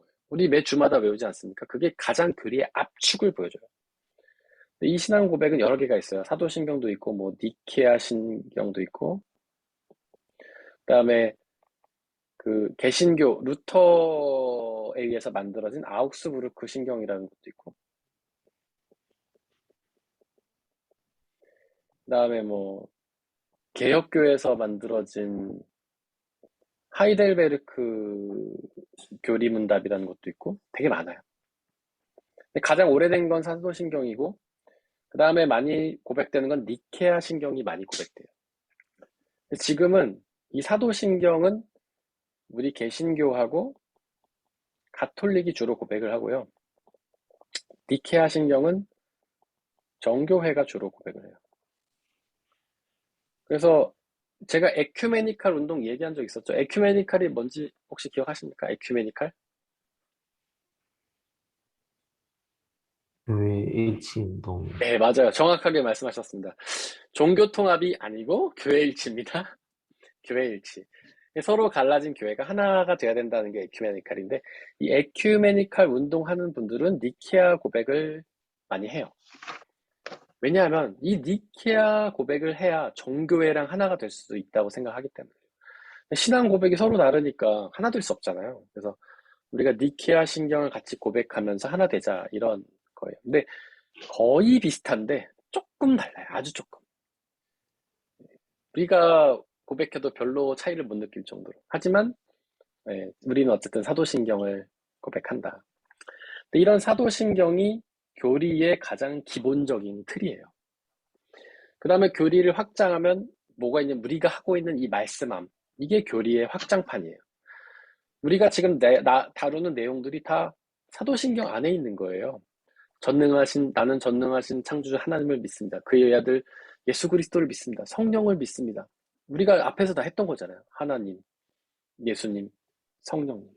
그다음에 마지막에 가면 교회를 믿습니다. 나중에 이제 다음 시간에 교회에 대해서 또 하고. 그래서 지금 말씀함은 교리의 확장판이다. 이 말씀함을 공부하면서 여러분들이 그것들 머릿속에 넣고 성경을 이해하면, 해석하면 정확한 해석을, 좀 더 정확한 해석을 할 수 있는 거예요. 그래서 우리가 성경을 좀 더 정확하게 이해하고 해석하기 위해서 지금 말씀함 공부를 하고 있는 겁니다.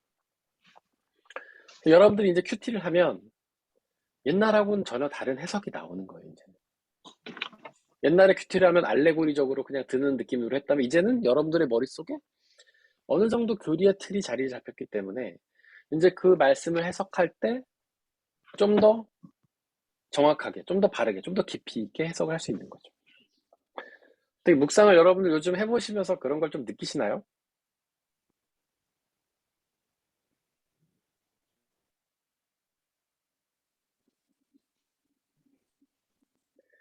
네, 말씀은 없으시지만 느끼시는 걸로. 아, 누가 무슨 말씀 하셨습니까? 지금 약간 목소리가 들렸던 것 같은데. 네, 느끼시기를 바라고 느끼실 거라 생각합니다. 궁금한 게 더 많아지는 것 같아요. 그냥 맞아요. 읽던 게 네, 그냥 이해 못해도 그냥 이렇게 막 지나가던 게 네, 이제는 더 궁금해지고 왜 그런 건지 알고 싶어지는 것 같아요. 그냥 모르는 네. 거는 성경이니까 뭐 내가 다 이해할 수 없지 뭐 이런 식이었으면 그게 아주 긍정적이고 좋은 발전이에요. 성경에 질문을 던지는 것. 성경에 질문을 던져야 됩니다. 질문을 던져야 답이 나오죠. 여러분들 성경을 보고 이해한 거는 있을 수가 없어요. 일단 기본적으로 전능하시고 우주보다 크신 하나님을 우리가 이해한다는 게 말이 안 돼요. 그리고 3000년 전에, 2500년 전에 혹은 2000년 전에 기록된 문서를 우리가 완전히 이해한다는 건 말이 안 돼요. 우리에겐 질문이 생겨야 정답이에요. 알면 알수록 질문이 생기는 게 정상적이에요. 뭐 우리가 흔히 하는 말로 벼는 익을수록 고개를 숙인다, 이런 말 있잖아요. 세상에서 가장 확신에 찬 사람이 책 한 권 읽은 사람이라고 하잖아요. 책 한 권 읽은 사람 제일 확신 있어요. 근데 학자들이 학문의 깊이가 들어갈수록 확신이 없어져요. 공부를 많이 할수록 확신이 없어져요. 그래서 책 한 권 읽은 사람 뭐라고 얘기냐면 누가 질문하면 이거야 이렇게 얘기하지만 공부를 많이 하고 책을 많이 읽은 사람 뭐라고 얘기하냐면 이 책에서는 이렇게 말하고 저 책에서는 저렇게 말해 이렇게 얘기를 하는 거예요. 확신이 없어지는 거죠. 여러분들 말씀함을 공부하고 질문이 더 많아지고 많아지면은 뭐라고 얘기하게 되냐면 성경에 이런 부분은 이렇게 얘기하고 혹은 뭐 신학자 누구는 이렇게 얘기하고 누구는 이렇게 얘기하고 이렇게 말할 수밖에 없게 되는 거예요. 그래서 우리는 하나님의 알면 알수록 뭐를 알게 되냐면 하나님에 대해서 모른다는 거를 알게 돼요. 이로써 우리의 신앙이 더 잘하는 겁니다. 우리가 하나님 모르잖아요? 그럼 하나님을 안다고 생각해요. 제가 종종 하는 비유, 그 다음에 옛날에 문석훈 집사님이 올려주신 동영상에 듣고 나오잖아요. 어떤 장로님이 초신자 교육 한 달 받은 거 가지고 평생 신앙생활 한다고. 안다고 생각하면 초신자 교육 한 달 받고 그거 안다고 생각하면 평생 그거 갖고 신앙생활 하는 거예요. 근데 계속해서 우리가 하나님을 알려고 노력하면 점점 더 모른다는 걸 깨닫고 하나님에 대해서 경외하게 되는 거죠. 우리는 안다고 생각하면 흥미가 없어지잖아요. 여러분 한 번 읽은 책 또 읽고 싶습니까? 한 번 본 영화 또 보고 싶어요? 왜냐하면 내용을 다 알고 결말도 다 아는데 보고 재미가 없어지는 거죠. 하나님을 안다고 생각하면 흥미가 없어지는 거예요. 하나님을 알려고 노력하고 노력할수록 모른다는 사실을 더 알게 될 때 하나님을 더 알고 싶은 거죠. 그래서 하나님을 모른다는 걸 알게 된다는 거는 좋은 겁니다. 네. 그건 아주 긍정적인 신호죠. 자매님이 하나님을 알아가고 있다는 뜻이기도 하고 하나님을 향한 흥미가 더 생긴다는 뜻이기도 하고요. 자, 그 다음에 6번째, 아직 끝나지 않았어요. 구원사적 해석이라는 게 있어요. 구원사적 해석. 해석을 구원의 관점으로 해석을 해야 된다는 거예요. 성경을. 예를 들어서 우리가 구약에 보면 그런 게 나와요. 야, 너네 하나님 믿으면 하나님께서 너의 묻은 눈물을 닦아주실 거야. 이렇게 그런 물들이 나오죠. 말씀들이. 근데 그거를 어떻게 이해하냐면 그 당시 이스라엘 백성들이 바벨론의 포로로 있었어요. 근데 그 말을 들으면 바벨론 포로에서 건져준다는 얘기인가? 이렇게 이해할 수 있잖아요. 너네 고통을 씻어줄게. 너네 나라를 회복시켜줄게. 이렇게 말하면 이제 바벨론에서 회복시켜주나? 우리나라가 이제 회복이 되나? 이렇게 이해할 수 있잖아요. 근데 그렇게 해석하면 안 되고 구원사적 관점으로 해석해야 된다는 거예요. 성경의 말씀은 구원사적인 거예요.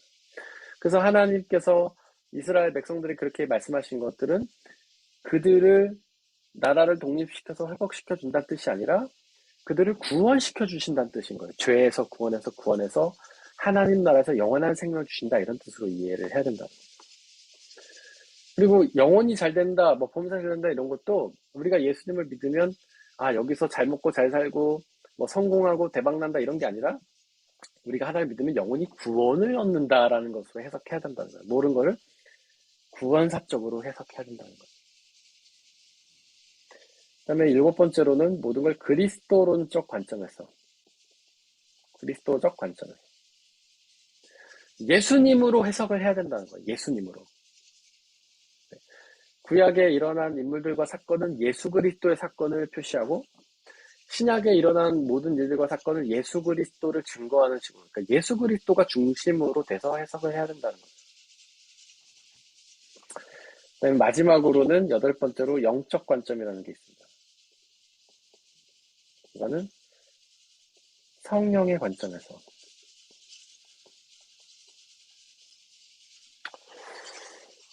근데 이거 좀 어려울 수 있는데 성령의 관점이라는 게 뭘까요? 여러분 성령이 하시는 가장 중요한 역할이 뭔지 아십니까? 성령의 가장 중요한 역할. 저희가 옛날에 배운 건데 한번 떠올려 보시길 바랍니다. 성령 하나님 하면서 얘기한 거예요. 성령이 하시는 많은 일들이 있지만 성령이 하시는 가장 중요한 역할. 성령은 루아흐, 푸뉴마. 이게 무슨 뜻이 있다고 했죠? 성령이라는 뜻도 있지만 바람. 바람이 무슨 역할을 합니까? 불어요. 왜 불죠? 무엇을 위해 불죠?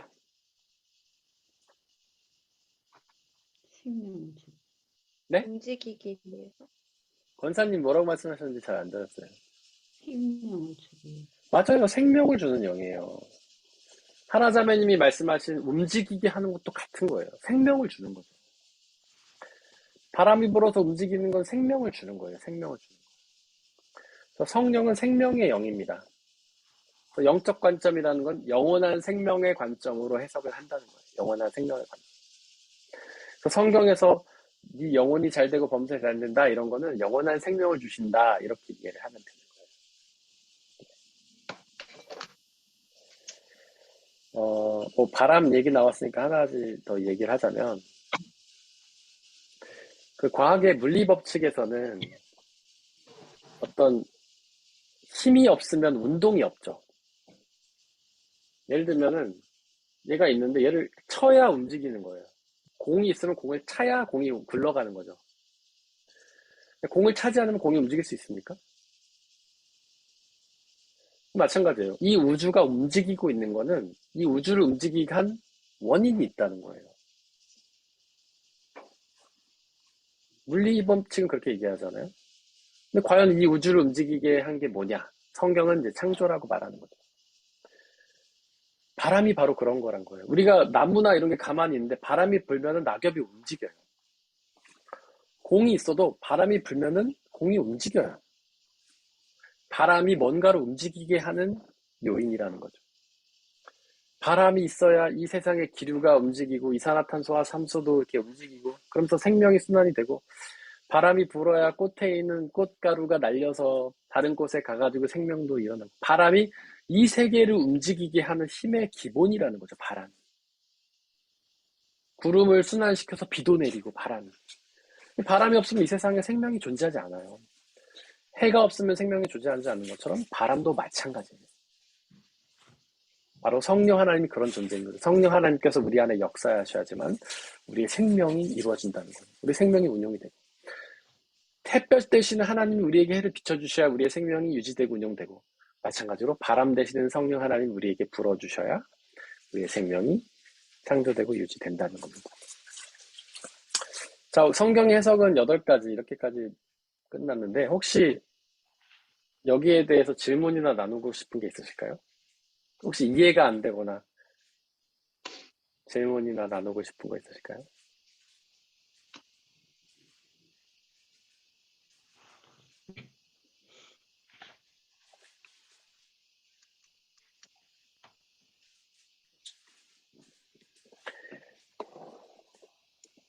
너무 많아요.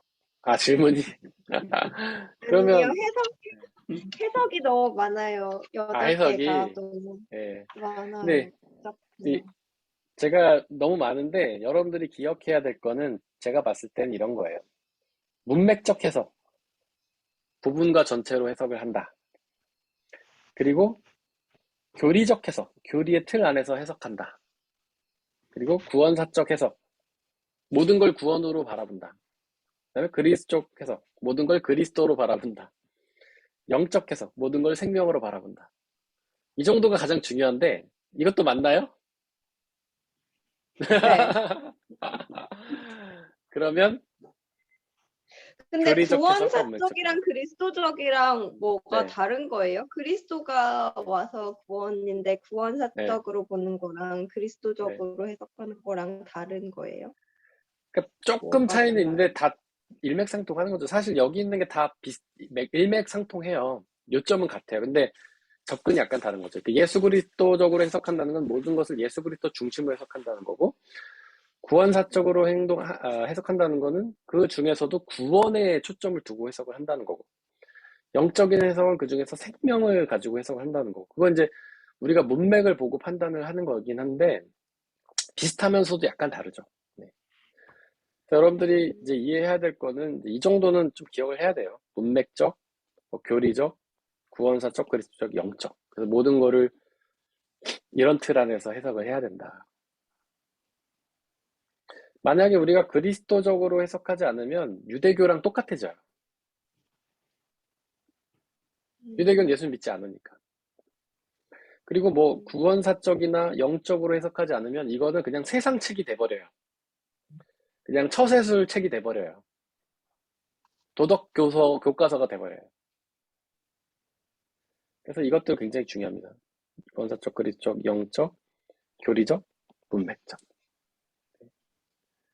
여러분들은 일단 말씀하면 하시니까 이 교리적 해석, 구원사적, 그리스도적, 영적은 어느 정도 해결이 되었다고 생각하시면 돼요. 그래서 여러분들이 말씀을 볼 때 문맥적 해석은 좀 머릿속에 염두를 해야 돼요. 이제 큐티를 하실 때 이 본문이 성경 전체적인 주제와는 어떤 맥락 속에 있는가를 좀 생각하시면서 이해하시면 이제 좀 더 잘 이해하실 수 있을 거라고 생각합니다.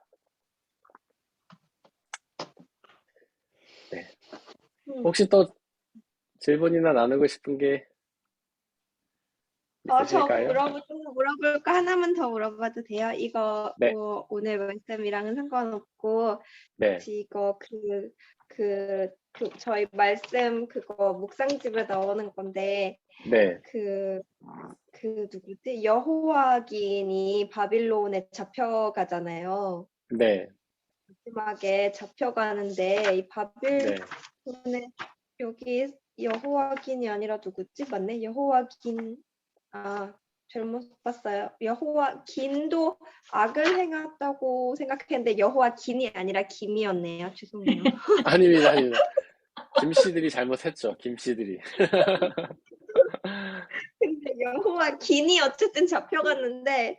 바빌론 왕은 왜 네. 잡아갔다가 37년 동안 감금해 놨다가 갑자기 네. 풀어주고 잘해줘요? 갑자기 뜬금없이 잡아놨다가 네. 뭐 항상 왕의 앞에서 막고 왕이 용돈 주고 막 그러는데 네. 왜 그래요?